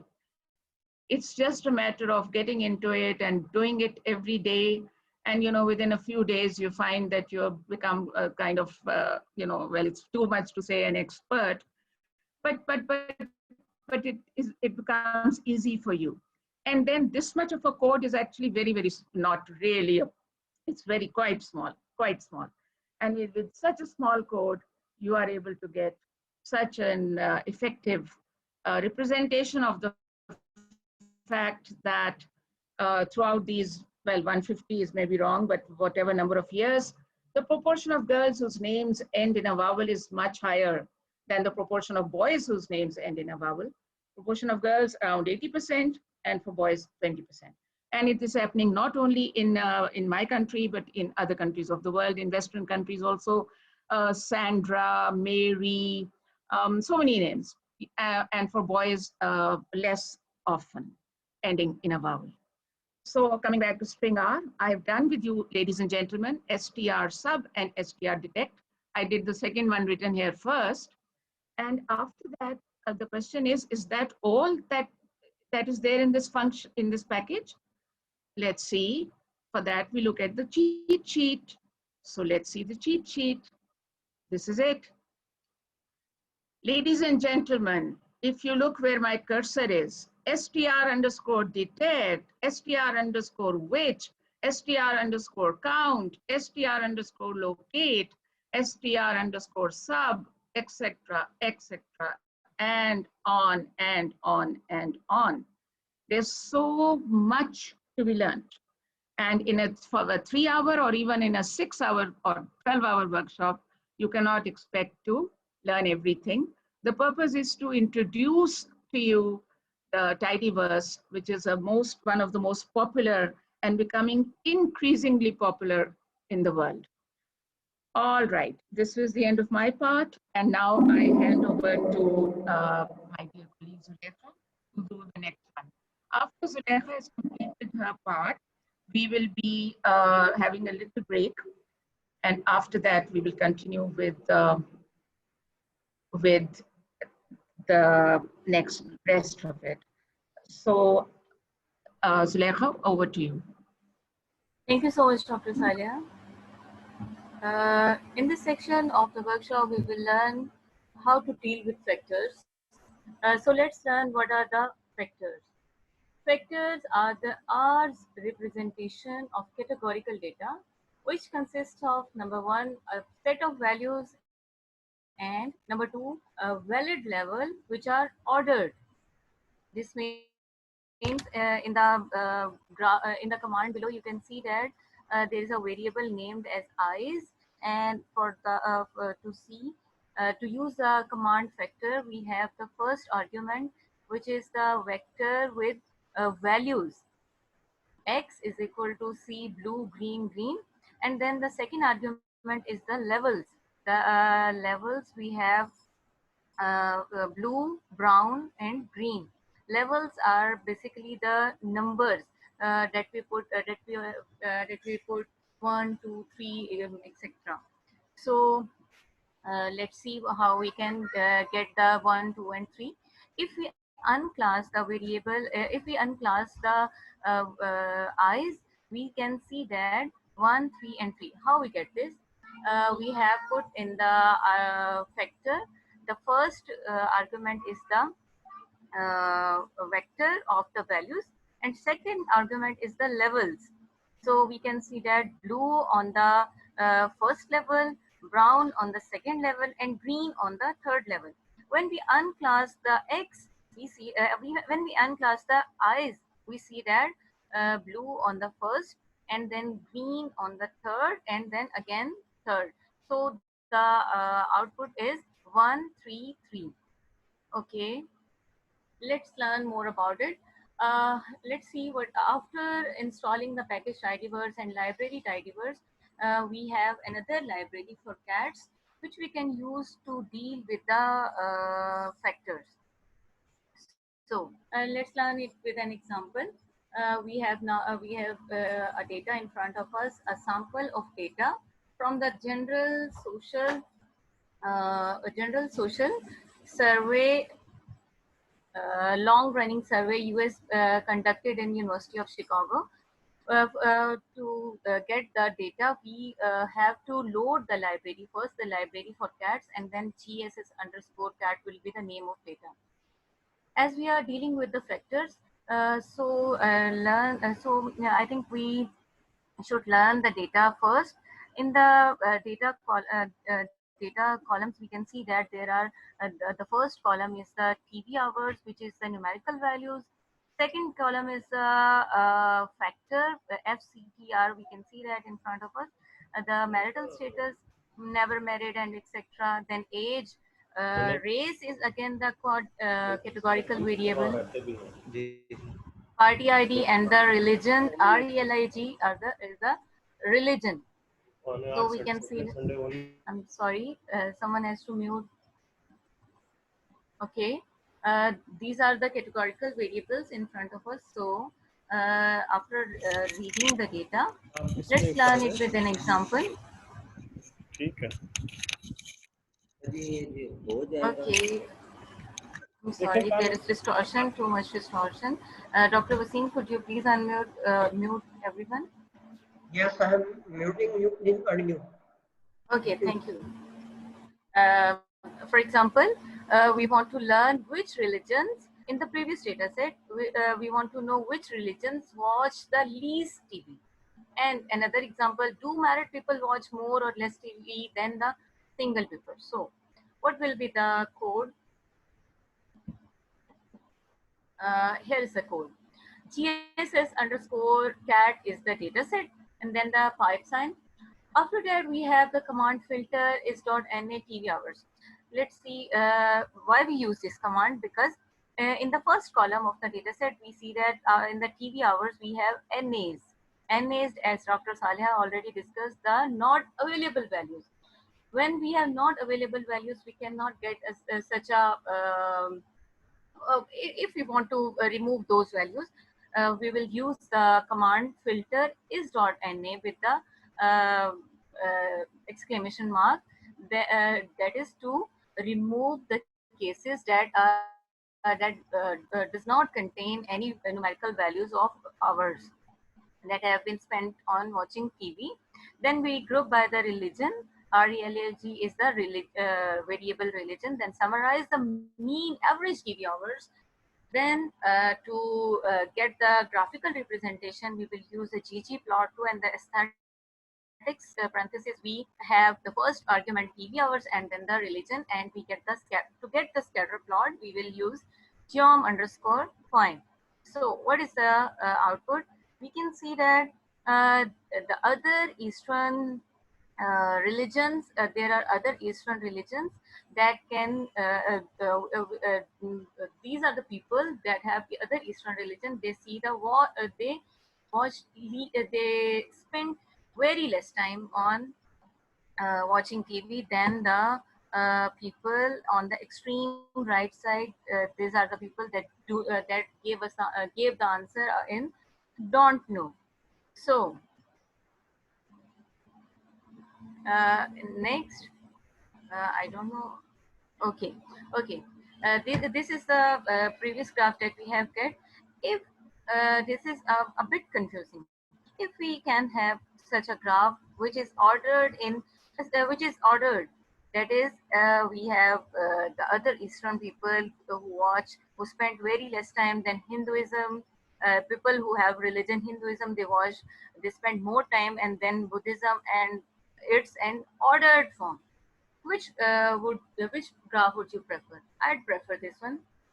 So let's learn more about it. The data.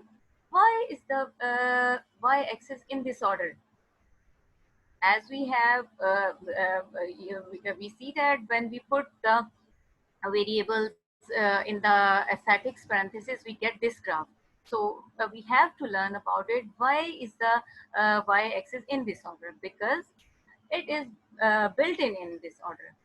And what factor, what Tidyverse for cats package can do for us? Let's learn it.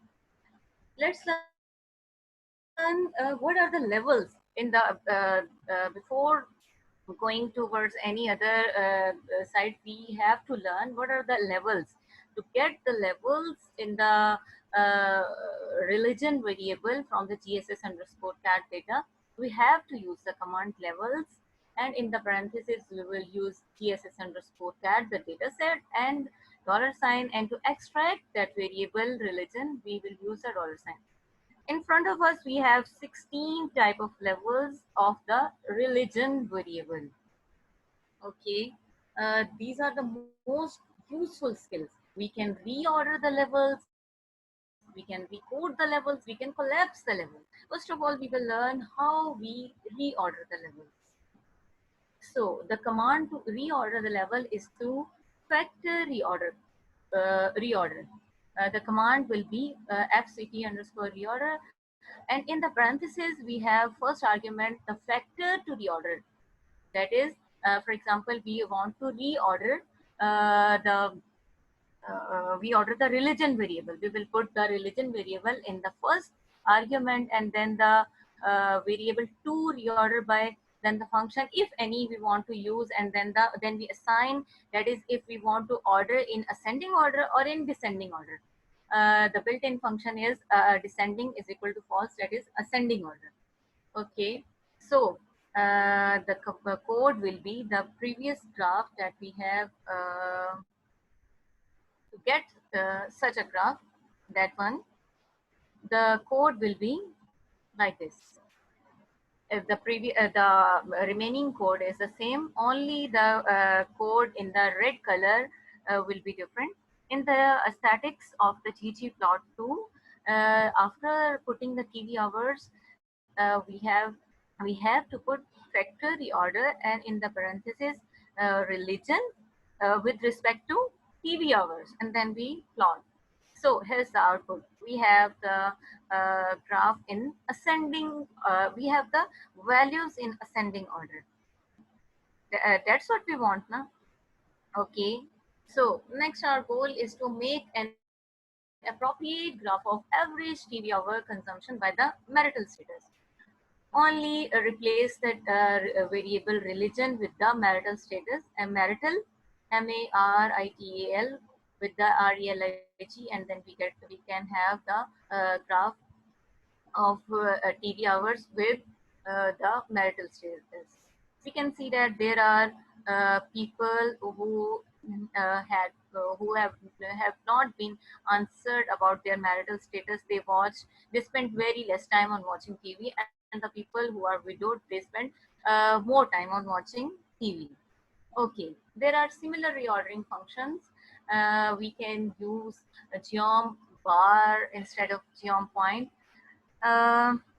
We can see that if we use geom underscore bar, we will get this graph. And again, this graph is not in ascending or descending order. So if we want to arrange this graph in ascending or descending order, we will use in the bottom box, you can see that in the statics of ggplot2, we have used factor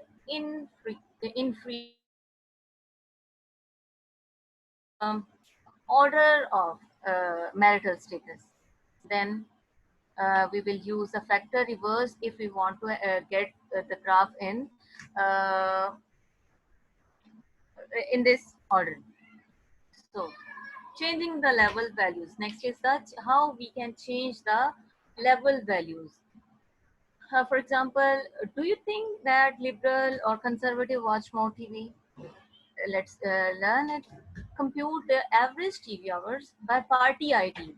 There are the data shows that there are party ID in the column. The people have given about their affiliation with which party they support. So we can compute the average TV hours by their party ID, and then we can plot it. So what will be the code? The remaining code GSS underscore cat, and then we filter the NAs, and we group by the party ID. Now we want to use the party ID. So we will use the party ID in group by, then summarize the average TV hours and factor reorder. And then in the geom and in a GG plot, first we put the factors we want, factors and the numerical data we want to plot, and then geom underscore find, and then labs means labels on the labels if we want to output of the previous code. How we can improve these labels? There are too many labels to understand this. There are, if we can see that there is a strong Democrat, then not strong Democrat, and strong Republican, not strong Republican, independent, near Democrat, and near Republican. So how we can improve these labels? We can improve these levels by factor recode. This is the basic function to recode those levels. So let's see what is the code. This is the code. The data set GSS underscore cat, then filters to remove NAs, then the new the addition in the previous code is that is we mutate a variable in such a form that we replace the previous coding with the new one. So just a moment, I want to pick the highlighter. Okay. In the mutate parenthesis, after factor recode, the party ID is the variable name, and the levels, the previous levels were strong Republican. The new level that we have given, the new name of the level we have given is the public Republican that are strong, Republican that are weak. The previous name was not strong. So we named it Republican, weak, and independent, near Republican.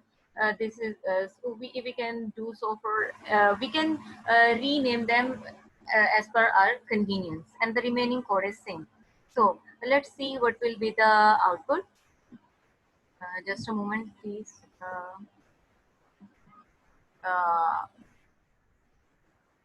I think okay. I think there should be a graph that is missing. You can Dr. Sharqa will later show you that graph. Okay, next will be the there are the people that support Democrats. They are named as liberals, and the people who support Republican, they can be named as they are named as conservatives. So how we can combine these groups? We can combine these groups. Let's see how we can do this by collapsing levels. The command will be function will be factor underscore collapse. So the code will be dataset gss cat, then filter to remove NAs, and in the mutate parenthesis. The code will be as follows: factor collapse, party ID, the variable name, and in the variable the levels that we want to combine, we put it in a vector. We named that vector as conservative, and we combined strong Republican, not strong Republican, independent, near Republican in one main level, which is conservative. And same we have done for the liberal ones. So let's see what will be the output. Here's the output. We can see that there are only left conservative and liberals. All three, all remaining four are merged in liberal and conservative. So next is there are relatively few points in each of these groups. We can say that there are relatively few points. So how can we, if we see that we see it at other graph, the bar graph, we see that there are almost no people who have not been answered about their party IDs and other parties. There are few numbers. So how can we combine these numbers, or how we can get an efficient graph? So we will use the function factor lump. Let's see, the main arguments of the factor lump function are the factor with the levels, the first argument, and the second argument will be the new level. So the code will be remain as the previous we have learned previously. Only the addition is the factor underscore lump with the parenthesis has been added in the factor collapse parenthesis. You can see that in the factor collapse parenthesis, we can see that after the collapsing the levels and combining into conservative and liberals, the pipe sign, after the pipe sign, we have used another command, which is factor underscore lump, to combine the values which are in very less numbers. So what will be the output? The output will be like this. We have only three levels left: conservatives, liberals, and the others. All the levels that have very few values have been merged in the other level. So this is the cheat sheet for the factors that we can use: inspect factor, combine factor. We can change the other order of the levels, change the values of levels, add or drop levels as per our convenience. So now I would request Dr. Sharqa with the next.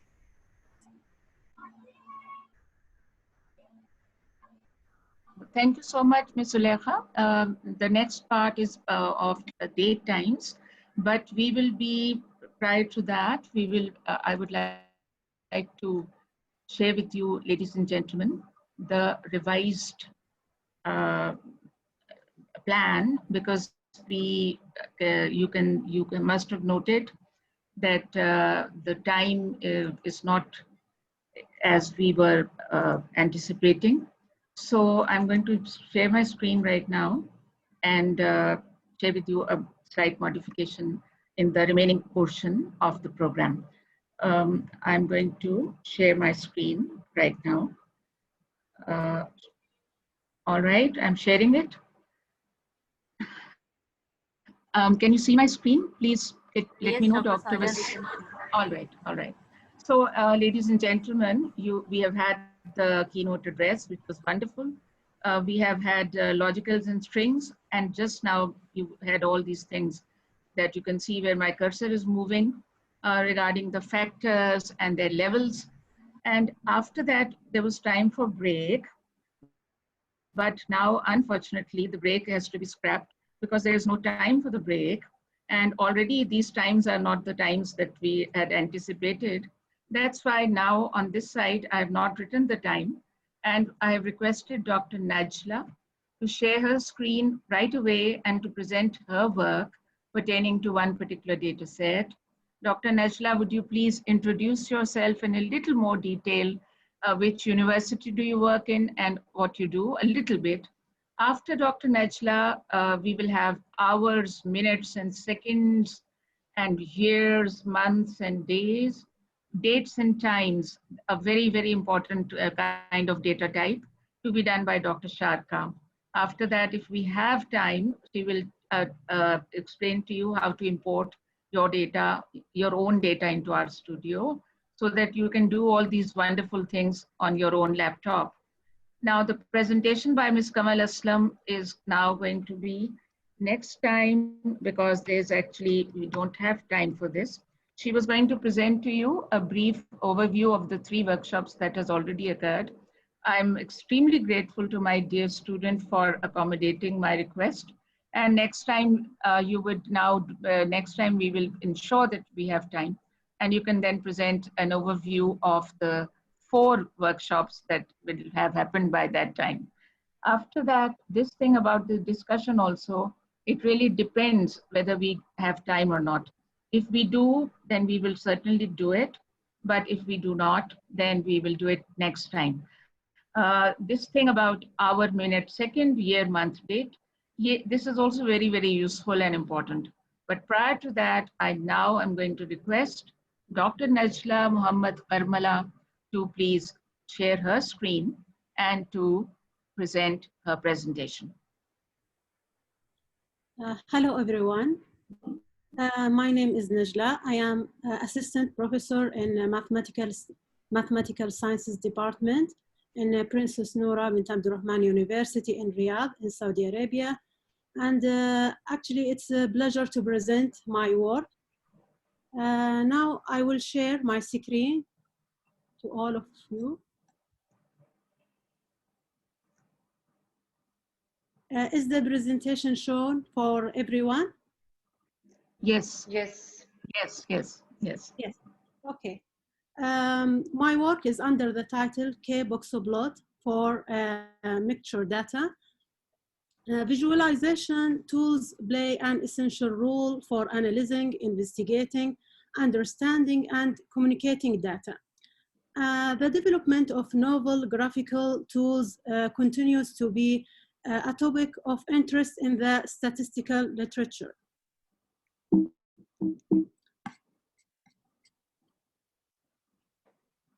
A boxplot, as we know, is one of the most popular graphical techniques used, which is proposed by Tukey in 1977. It displays 5 main statistical features, which are median, first quartile, third quartile, minimum and maximum value. Further variants of the boxplot have been developed to analyze special kinds of data. To the best of my knowledge, there does not exist an appropriate plot which represents such mixture data, probably. Consequently, I have developed a new plot tailored to mixture data, which is referred as a K-boxoplot, where K is the number of mixture components.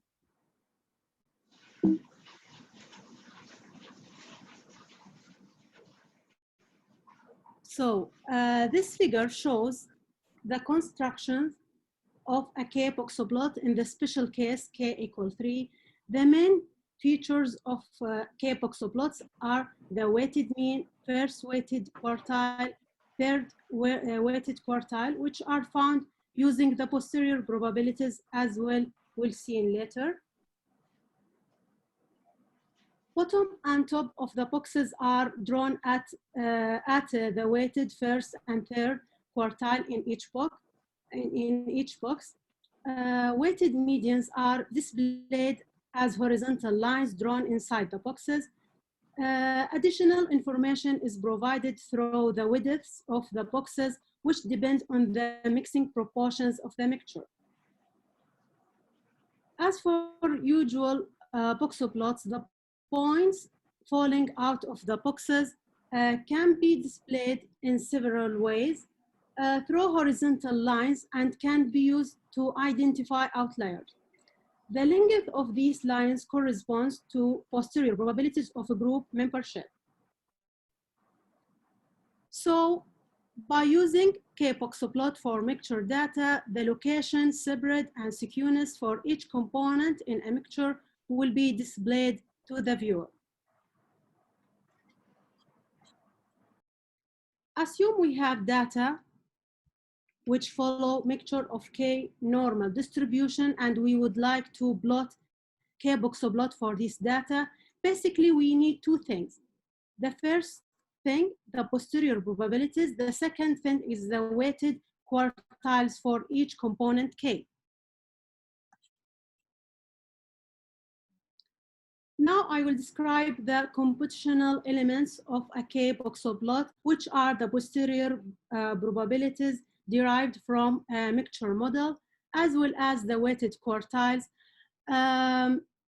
For the posterior probabilities, we can be estimated, the posterior probabilities can be estimated by different methods, but the most popular methods for mixture data is the EM algorithm. So equation 2 is identical to the E step of the EM algorithm, which shows the posterior probabilities.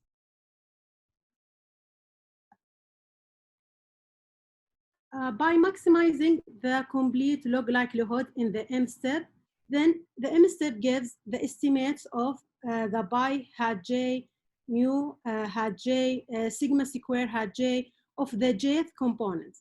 So and also we have to note that the estimates of the mu j and pi j and sigma square j are not needed for the constructions of the K-boxoplot, but it is important to extract the posterior probabilities at the end of EM iteration.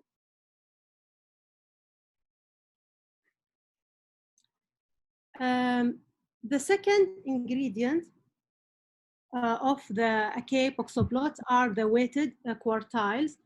If we have the ordered data Y1 until Yn with corresponding non-negative weights. Actually, there are many definitions of weighted quartiles, but I show one of these definitions. So the first formula gives how to compute the weighted median, and the second and the third formula gives how to calculate the first weighted quartile and the third weighted quartile. This is a simple example. If we have data yi with their weights yi, these three equations, we can compute the weighted median and the weighted first quartile and the weighted third quartile. Note in the case of a K-boxoplot, a boxoplot corresponding to the J component is fully determined by the weights, and the weights in the K-boxoplot equivalent to the posterior probabilities are Ij.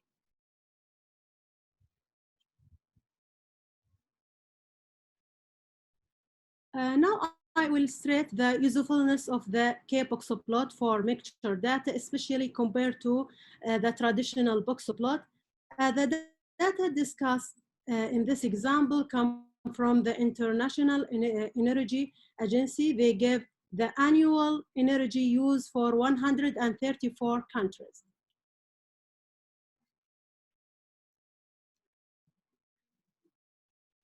So this figure presents boxplot of log energy use data of the countries in selected years between 1971 and 2012. The median of log energy use data increased till the early of 19th. It shows by noted at this occasion that until 1989, only data for 112 countries were available, and the sharp increase in 1991 and the subsequent decrease can be explained by the political and economical developments in the new countries added. Overall, the boxplot convey that there has been a relatively steady increase of energy use throughout all countries over time. However, this interpretation is actually not accurate because when we look to the two boxplots of this country, so this figure shows the sequence of two boxplots of log energy use. We see the data form two groups, where one group corresponds to high energy use and one group corresponds to low energy use countries. The median as a measure of location almost does not change at all in either of the two groups, which appears to be in conflict with the information provided by the boxplot. However, what did change over time is the low energy use group got smaller and the high energy use group got larger, represented by the boxes getting slimmer and wider respectively. This can be interpreted as that over the years, more and more countries have managed to make the transition from a low to a high energy use countries.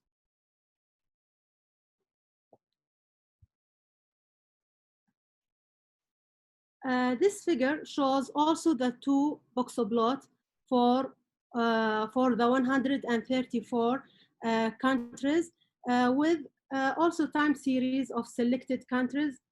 From this figure, we can classify this country to low energy use country or high energy use country. For example, we can see that Australia comes from the high energy use country. However, Bolivia, the brown time series, belongs to the low energy use country.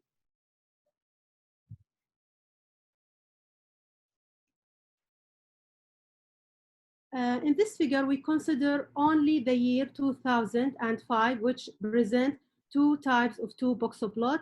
In this figure, on the left side, shows the most basic version of a two boxplot, which simply features two boxes representing two groups of data. And the figure on the right side visualizes the posterior probabilities for all data by colored line.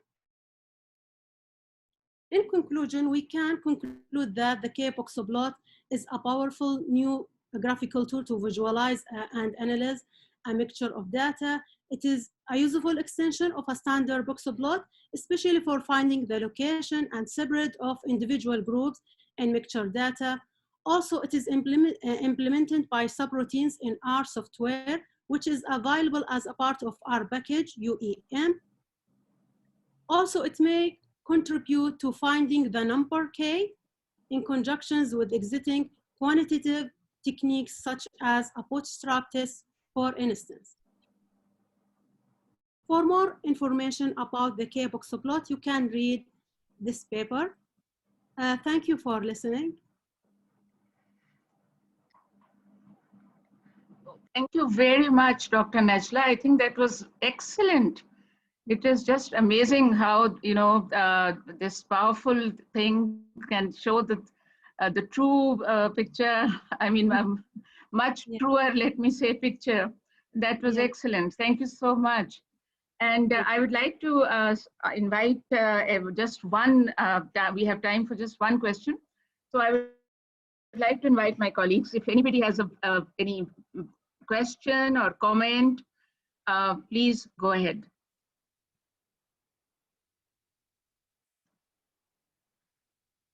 Okay, I think everybody is all right without a comment, but I again repeat that it is very, very good demonstration of the fact that, you know, as they say, a picture speaks 1,000 words. So thank you very much for this. And we can see that there's so much to learn and so many other things are also to be learned. So thank you very much again. And ladies and gentlemen, now you may unshare your screen, Naghmi. And I would like to share with you that I have just now noticed that Dr. Alia Ahmed, who's the chairperson of the ISOS Executive Committee, she has joined. And she was, I think, unable to join for whatever reason previously, but now she's there. So Dr. Alia, I would like to request you to please say a few words.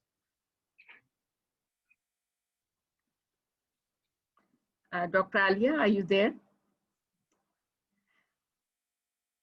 Okay, maybe she's not able to listen to me. So then in this case, we can go to the next. I'm able to listen to you. I'll join back or I'll comment in a couple of minutes. Okay. I'm away from now and my battery is down, so I'll just put it on the charger. In this case, I will request you to do it at about towards the end of the workshop, because All then right. because Dr. Sharqa will otherwise now begin that important segment which is yet to be covered. Yes, So sure. 4:45, if you would please reach. I mean, the battery will also be charged. Okay, thank you very much. Thank you. All right, so now, ladies and gentlemen, it's time for Dr. Sharqa Hashmi to talk about dates and times. Please go ahead, Dr. Sharqa.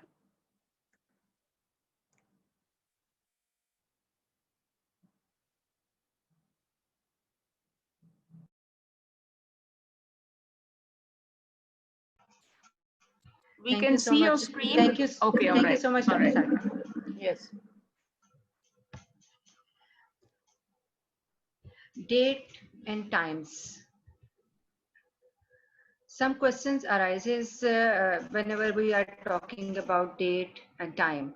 Does every year have 365 days? Does every minute have 60 seconds? Does every day have 24 hours? And what does a month measure? All these questions are related to time and date.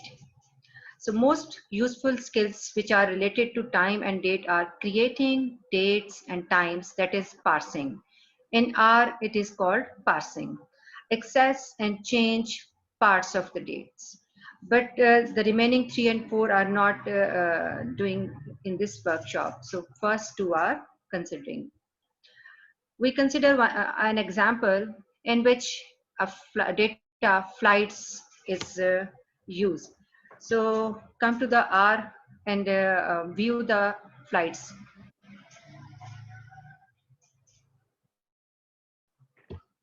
This is our studio.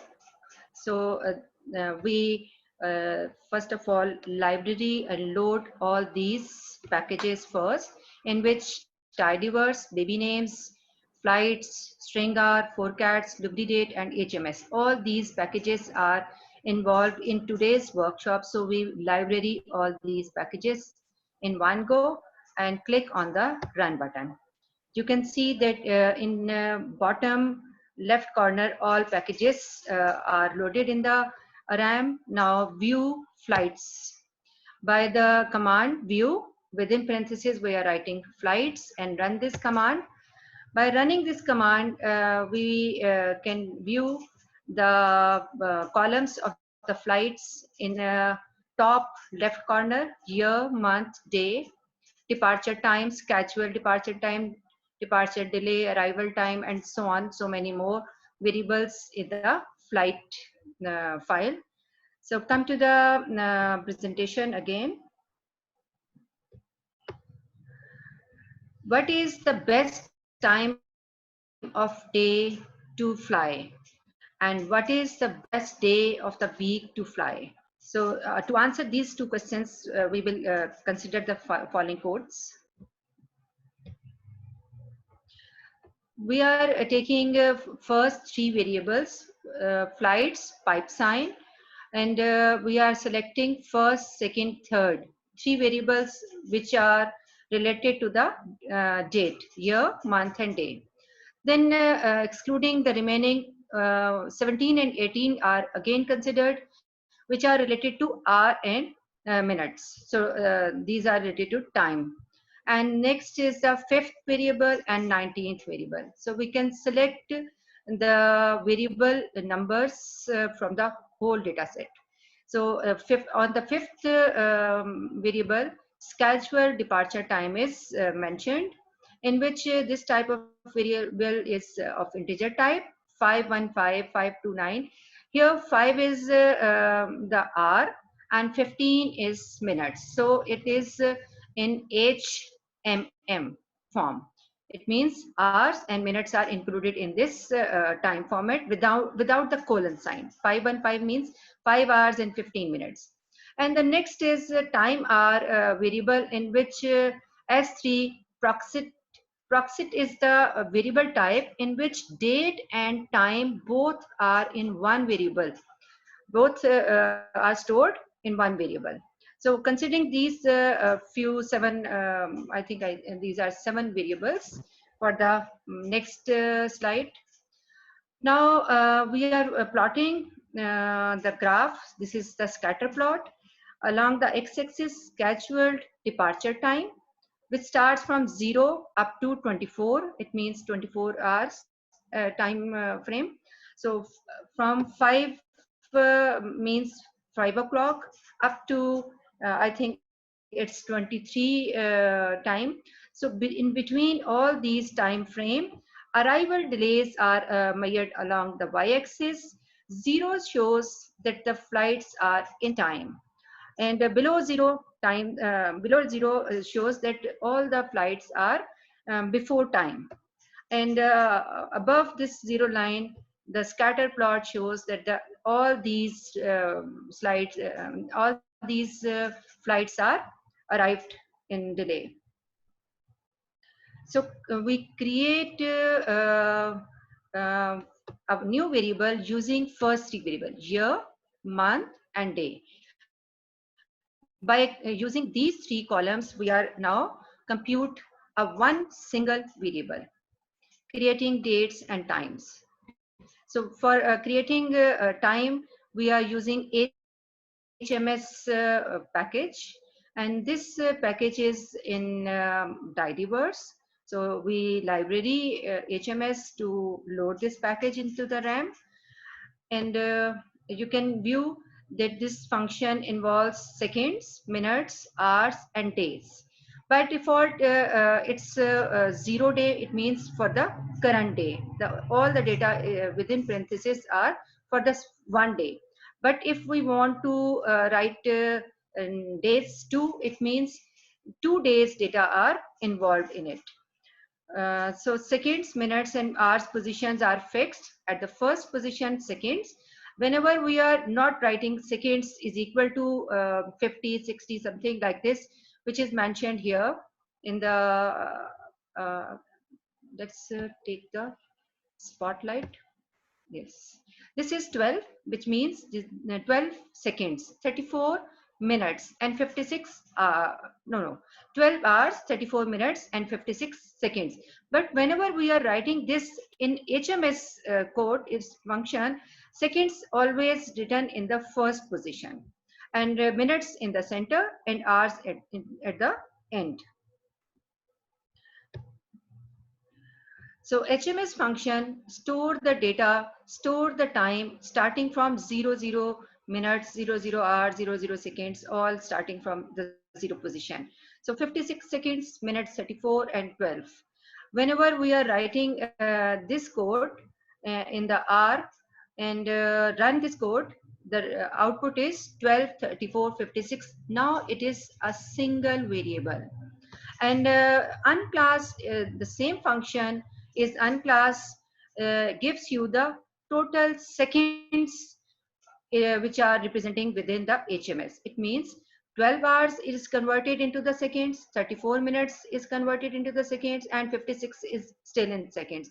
So by adding all these seconds, we get 45296. So Unclass gives you the time into seconds.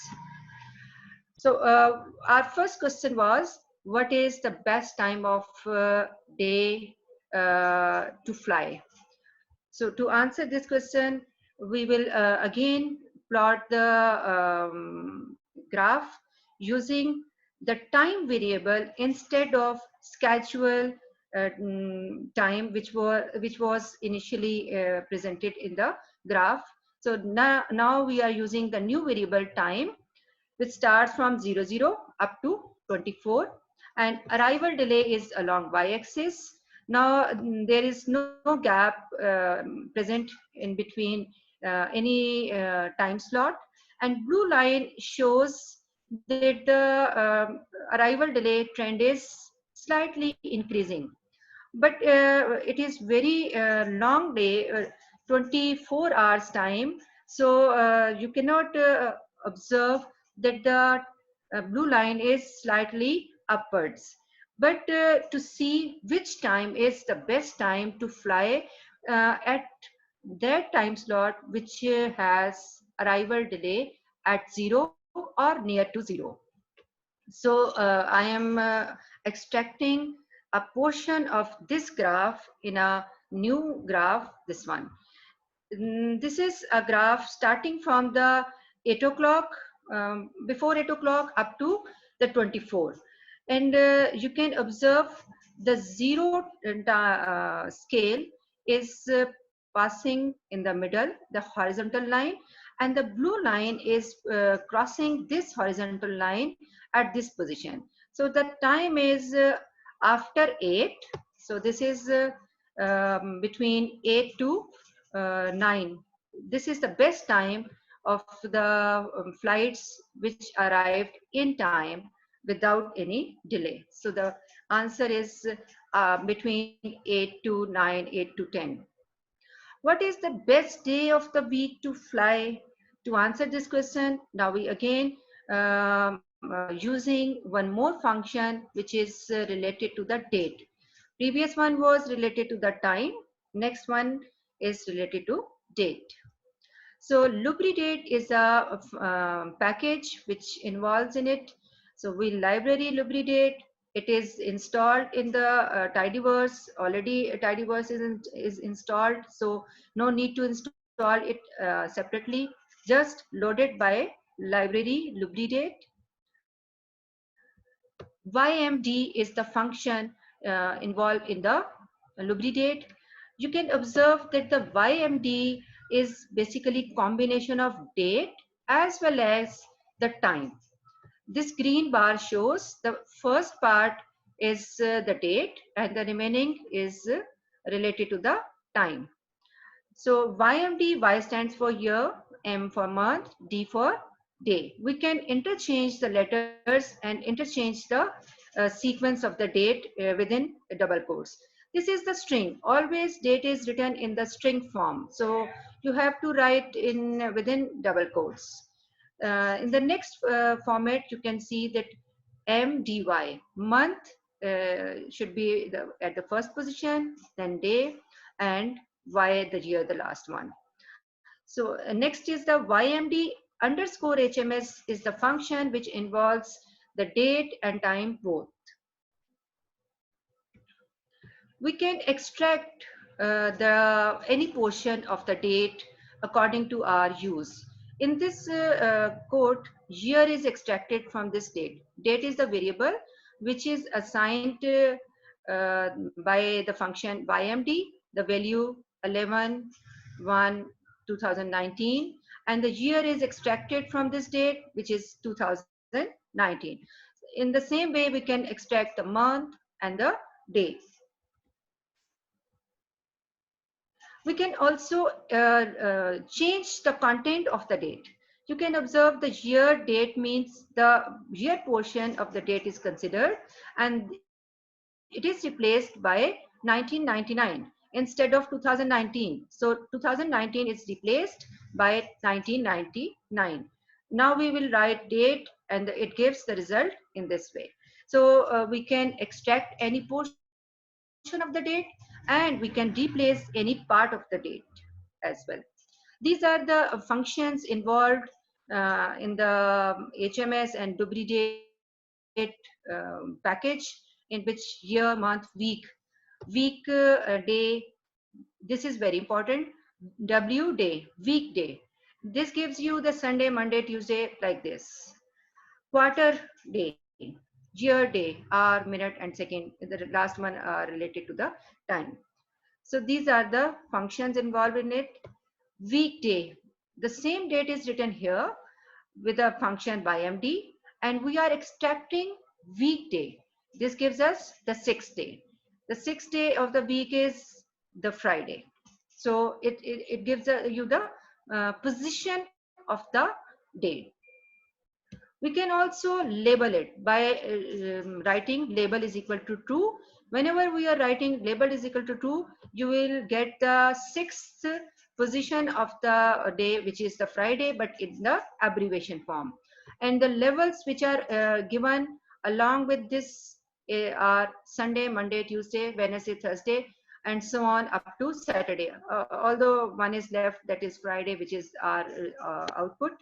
These are the levels which are written within this code, and you are getting the output of this code weekday. But if we want to we want to get the whole letters of the weekday, we will write abbreviation false. Then our result is Friday, the all letters of the Friday.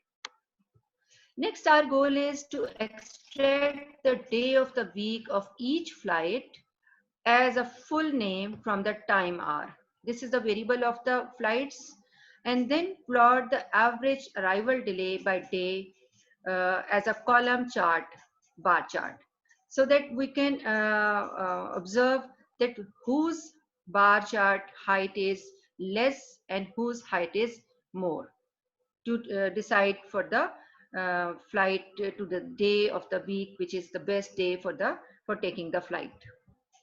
This is the code.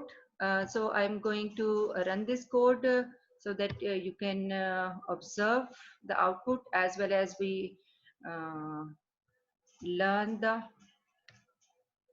code and output both. I'm just copying it and open a new file, our file from here, and writing our code. Okay. Flights, pipe sign, mutate. I'm running this command first. You can view the output here. I'm enlarging it, this one. You can view along the x-axis weekdays are given, along the y-axis average delay. So first we calculate the average delay, and then using that new created variable along the y-axis, and weekdays are also calculated or extracted from the whole data file and taking it along the x-axis. And from the bar's height, you can understand that Saturday flights average delay is less than 0. It means they always or used to come before time. And on Thursday, the bar height is highest. So on Thursday, flights are usually delayed. So from the bar's height, we can choose which day of the week is the best day to take the flight. So come to the code again, and now I will show you the code. Flights, pipe sign, mutate, weekday. Weekday is calculated by the function WDAY, weekday, in which time hour, which is the variable involved in the actual file, which is this one. This is our actual file. Arrival time and arrival delay. These are the variables involved here. And now come to the our code, which is here, this one. You can see time hour, label to abbreviation false. This function is used and weekdays are calculated. Sunday, Monday, Tuesday, all days are calculated and stored in weekday variable. Next, we group by weekdays so that all Sundays data are pooled in the Sunday, all Wednesday data are pooled in Wednesday. So 7 days are pooled in 7 pools.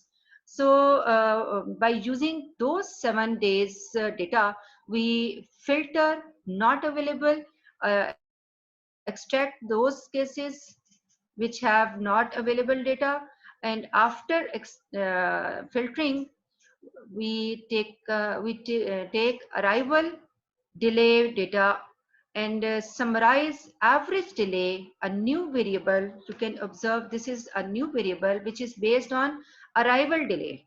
This one is arrival delay, which is given in the actual data file. So taking the mean of this, so that average is taken along the y-axis and then plot using the command geom column and get the result which is shown on the right bottom corner. And we can observe that which day is the best day for our data. Now come to the next slide. These are the functions involved in the lubridate and HMS file. HMS is function as well as the package. First HMS is showing you that this HMS is the package, and after double colon, one colon is here and one more colon, double colon, is showing you that before this is a package, and from this package we are using the function HMS. By chance the name of the package and name of the function are same in both. So this is the package name and this is the function name. So lubridate having the HMS as well as the date. This is the HMS function within the lubridate, in which the same function which is having the second, minutes and hours, all 3 letters, all 3 inputs of the HMS function. This is the cheat sheet of the lubridate, in which date and time are given, and all these functions which we have done in the slide are given here. And time zone is also involved, but we did not use it here. Time zone is also incorporated in the function. And this is all the data types with string R, forecats, and lubridate and HMS. And next is the how to import the data file from the Excel and from the SPSS or CSV file. You can import any file within the R package, R studio. So this is the code. We can view the, okay, from the top right corner, you can observe that there is a button of import dataset. By clicking this button, you can view from Excel. If your data is stored in Excel file, you can import that file here in the RStudio to work on it, or SPSS. I'm now using Excel file here. So browse. You can browse the file from where you can get. I'm taking a file from the here PISTAR. For example, this is the 4th. It does not have. Okay.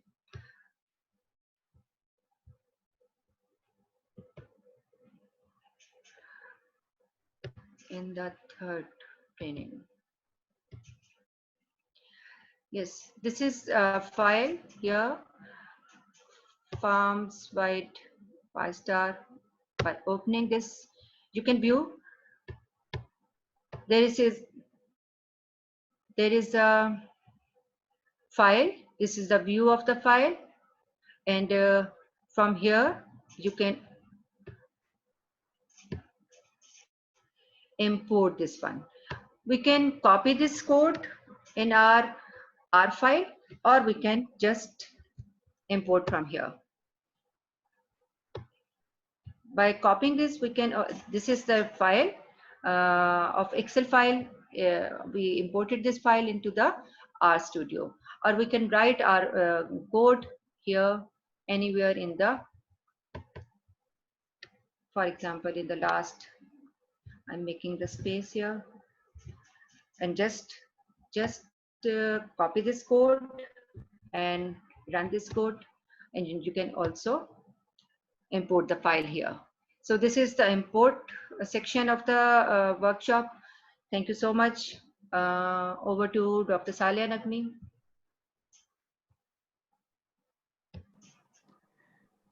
Okay, thank you very much. Thank you very much, Dr. Sharqa. And ladies and gentlemen, I will share the screen now just to show with you what we are going to do now. After doing all this that we have done, the next slide gives you the these things that were the remaining things in the program. So if Dr. Alia, if you are ready, you're welcome to talk to the participants and tell them more about ISOS and PISTAR.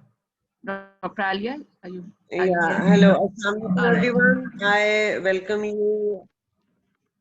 I wouldn't say welcome you because it's ending now, but all right. I mean, I'm glad to have you all, you know, with us. And I'm sure Dr. Saleha, I mean, I can't appreciate her enough. She is doing a lot for ISOS and PISTAR. I mean, she's taking it off like anything. And I think, Dr. Saleha, it's your third or fourth training workshop. It's the fourth one, yes. Mm-hmm. It's the fourth one. I mean, it's excellent. I'm sure Dr. Saab would be very, very happy, and you know, with your progress and with your, you know, efforts. So ISOS is basically the objective was for the to work for the progress of statistics in Pakistan and in the Islamic Ummah, and I'm sure it is achieving its objectives after Dr. Saab as well. We are trying our best to carry on the objectives of ISOS, and I think Dr. Saleha is contributing a lot, and Dr. Wasim, her team member, they are doing an excellent job, and of course Iftikhar and Imtiaz and all the officials at ISOS, they are working day and night to, you know, take it ahead. I am sorry that I could not attend earlier. Even I missed the last workshop as well, and this one as well, because it was our regular office day. So we had to, you know, we had a lot of meetings when I came back home. So I'm glad that I could join again and see the participants. I mean, we have got international participants as well. And I think this is Dr. Saleha's efforts alone. Excellent. I can't appreciate you enough, Saleha. And I think you keep up the good work. We are all very, very proud of you. I'm interrupting you, Dr. Alia. Thank you very much for this, but it's a teamwork. No, you know, these things do not happen just alone. I have such a wonderful team. I know you've got excellent team members. A wonderful team I have with me, Dr. You are taking the initiative. You are Dr. taking the initiative. Thank you. Thank you very much. But all these people, you know, they are my team, and without them, it could not be. And of course, your support and Dr. Hanif's support is vitally important as well. So, Dr. Alia, thank you very much for all the participants, and I would like to welcome them to join again, and you know, or propose. They can also propose trainings as well. They can give us training as well, the international participants, and they can, you know, use this platform to do that. So, and I would also like to have some trainings for the management students as well, or the faculty as well. Sure. You know, people from the management side. Sure. So, you know, once you are done with your statistical, you know, faculty and your statistical counterparts, you can always, you know, we are also here to learn. Yes, surely. So, sure. Yeah. And it's everything is interrelated. I mean, things are not in isolation. So we all have to move together. Thank you very much. I'm extremely grateful. Exactly. Thank you. I also want to acknowledge the presence of Dr. Raza and Dr. Ms. Minu, the couple from Iran. I think they were with us for a long time. They were not able to join in the very, very beginning, but then I'm sure they joined. You know, the 3-hour span is quite a long span. But I think now I don't see them here, but they were also in this workshop. I want to acknowledge every single one of the participants who took time for this, because you see, in these days, everybody is so busy, and you know, to create time is really appreciable. I do want to share my screen one more time and want to say something about this, what I've got here on my screen. Ladies and gentlemen, I want to say that one more time, repeat that the recordings that we do now, you can see that this is an ongoing thing. This learning thing cannot happen in one workshop. So I'm now formally announcing that any participant who did not attend the first or the second or the third workshop, because it's a series going, and the fifth one, the next one will probably, for this year, maybe the last one on TIDYVERSE. So if you did not attend them, you can always get access to these recordings. So we will devise a mechanism by which we can have you getting these recordings. Of course, you will get the recording of this workshop for which you have registered, but I think there must be a number of people who attended for the first time today, and they must be thinking that it would be good if they could have access to all that which we did prior. So every time we try to explain everything properly, I mean, that's our goal. And I think if you do get access to these recordings, it will really be worthwhile.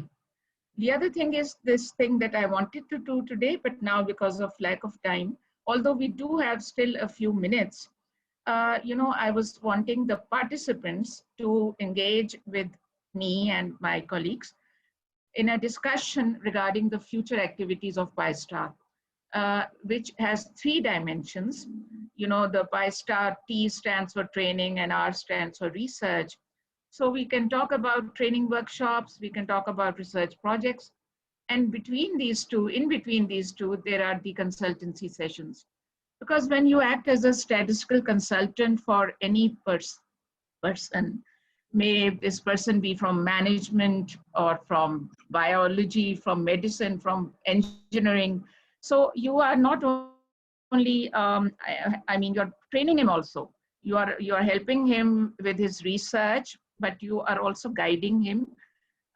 In my language, Urdu, we say कि पकी पकाई आप मत उसको दे दें, आपने उसको train भी करना है. So I wonder if people are ready for it, that you may say something about it right away, or would you prefer that you take this with you, and next time we can have some amount of this 3-hour period allocated to this discussion. After this, I will be thanking everybody, and we will be finishing this workshop today. Now, there are many people, mashallah, still, so we can have some input right now. We have Dr. Shakila Bashir, we have, other than my team, we have Dr. Kulsoom Akhtar, we have Dr. Razia Noreen, we have Dr. Itrat. So why don't you give some input? Dr. Najla, would you like to say anything? In what direction would you like PISTAR to move ahead? Because you are one of our pioneer participants. As you know, the WhatsApp group that we created for you, we call you our pioneer participants. So you have the right to let us know. Also, we have Balika. So please do share. Najla, do you want to say something right now? Actually, I would like just to thank you, and it's a pleasure to be a participant in this workshop, and I'm looking forward to seeing in the next workshop. Thank you very much. So what about Dr. Shakila Bashir? Would you like to say something? Hello, Assalamu alaikum, Dr. Naghmi. Walaikum salam. Thank you so much for these wonderful workshops. I learned a lot, especially the talk by Dr. Shah Jahan, and obviously the TIDYVERSE. I attended 2 workshops, third and this one. So I learned a lot. Thank you so much for your all team.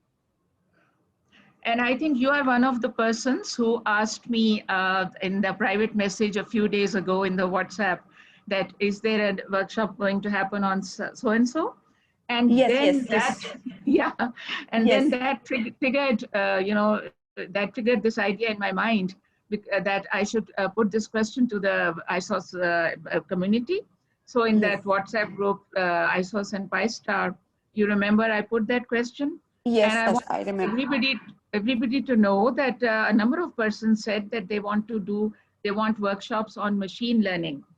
And today, Dr. Shah Jahan's such a great talk that he gave, in that also, noted that he also thought that we statistics people, if we want to survive in this new world of big data, we have to, expand our horizons, and we ourselves, I also feel personally strongly that we need to learn these things ourselves too.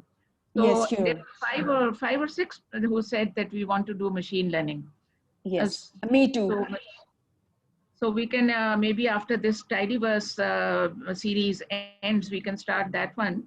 But this is in the area of training. Now, what about the research projects? Dr. Munir Ahmed Marhoom, our mentor, our father, he was, one of his visions was that we just don't do only training. The PISTAR should also have research projects going. And Dr. Mehman, our other teacher, and Dr. Hanif, they also, all of them are thinking that that should also be done. So I want to throw this to you that everybody may please think about it, how we can use PISTAR as a forum for collaborative research, which will help every one of us. I mean, it will help us in our CV growth, but far more importantly, it will help us in our internal growth and our intellectual growth. I would like to say, Saleha, this is a very good idea. Rather, it was one of the objectives of ISOS as well, and then PISTAR as well for research projects. What I may say is that we don't have your separate website where you could display your trainings, and then you could display some surveys or data results and analysis, and I think that would be one possible way to attract the organizations so that they could hire us for their research projects. If we showcase our surveys in various fields, we have got plenty of PhD students and their thesis and their data and their results, and we could display that, and we could say, we could use PISTAR's platform to attract organizations. If you think about it, try to get your own website, Exactly. We're already thinking about it. It's a great idea. I've already spoken with Mr. Iftikhar about it, and I think we must do it as soon as possible.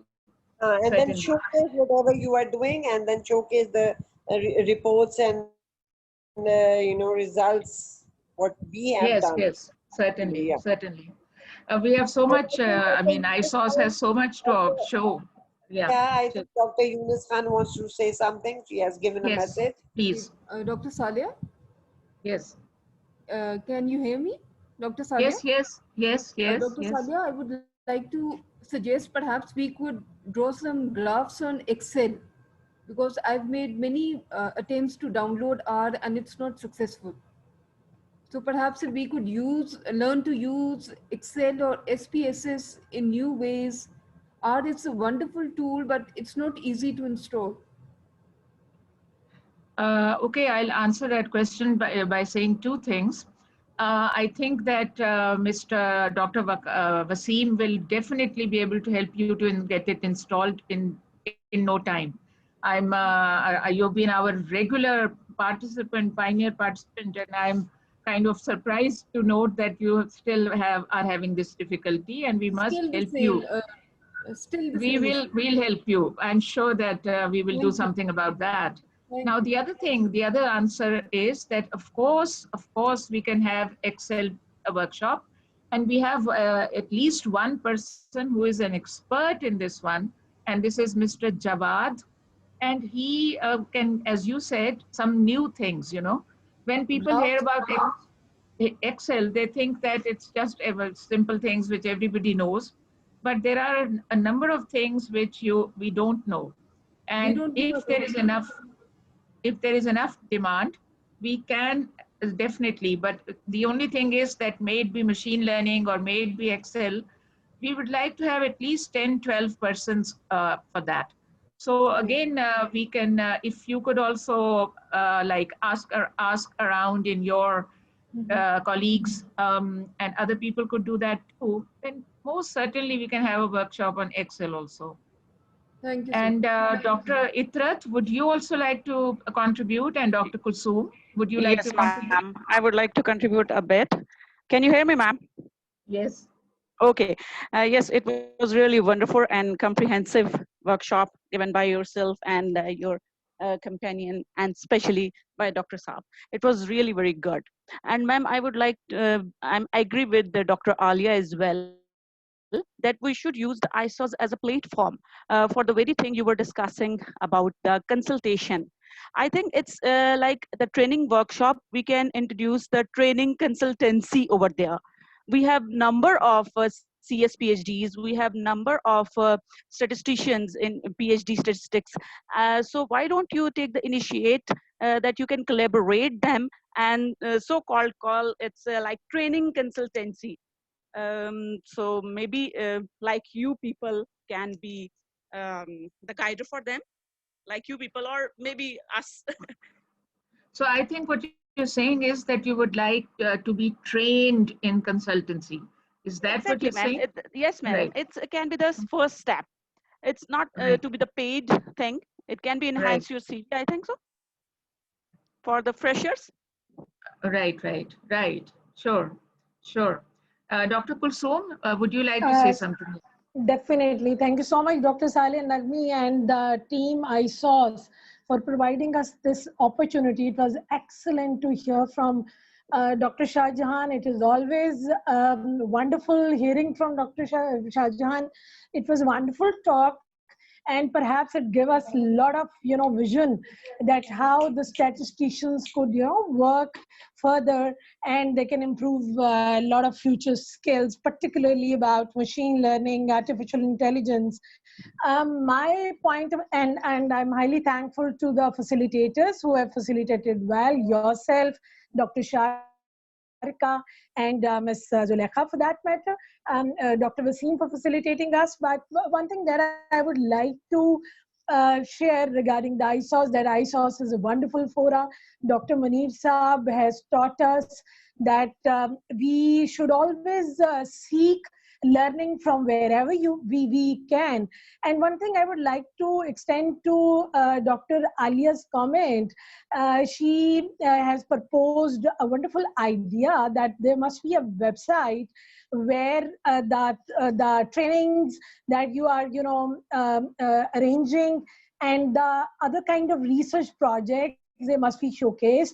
And we should all take this opportunity that we should disseminate that information. And one more thing that I would like to propose, Dr. Naghmi, that your future training workshops may be based on machine learning and artificial intelligence, because it is the need of the day.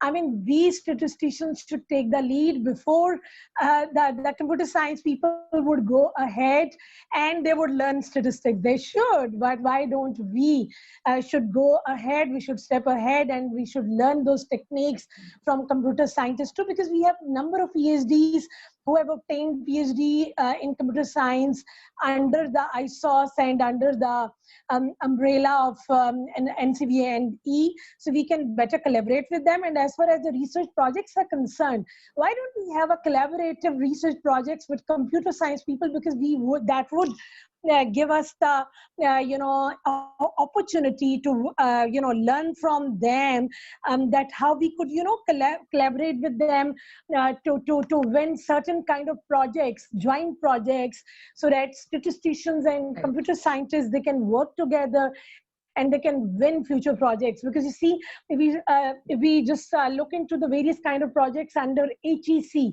they have also demanded big data and data science projects. So statisticians alone, they can't do wonders unless otherwise we have a joint work with the computer science people. Thank you so much. I think that's an excellent idea. Excellent idea.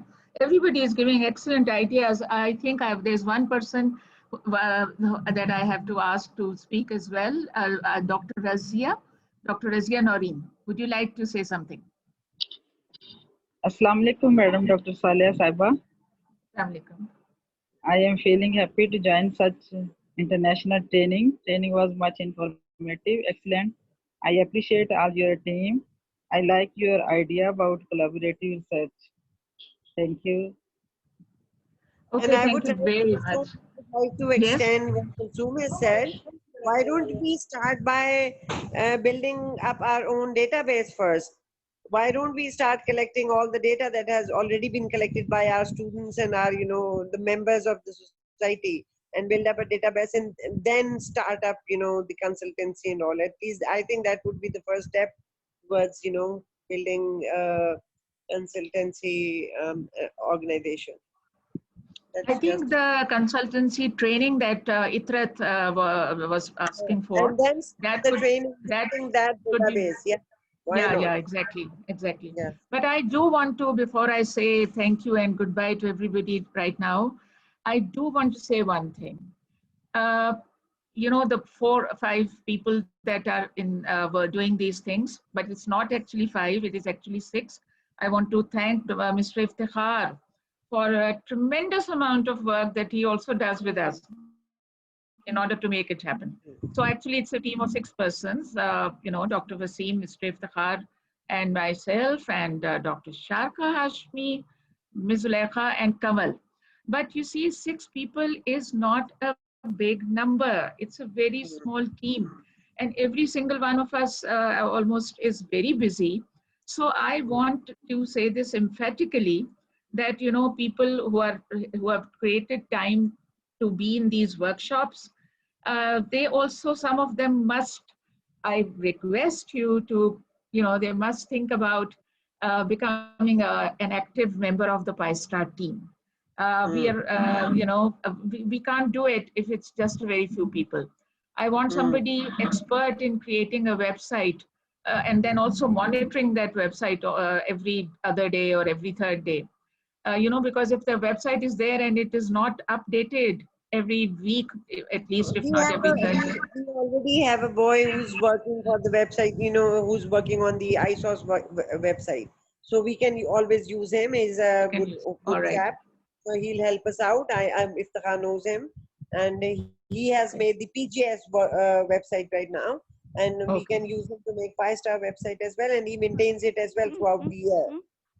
Okay, So then that's great. That problem is then solved. But then for all these other things that we are talking about, these consultancy and all that. So I would like to invite all the people who are here to think about becoming a part of the PISTAR team, not just as participants, but as active, persons working for PISTAR and thus working for the statistics people and for everybody else. Well, thank you very much. I think we were 5 minutes over time. So once again, it's great. It's just great to be able to do it, and your interest, your such positive remarks, everybody. So thank you very much, and Allah Hafiz. God bless you. Bye-bye. Thank you very much. Allah Hafiz. Allah Hafiz. Assalamu alaikum. Assalamu alaikum.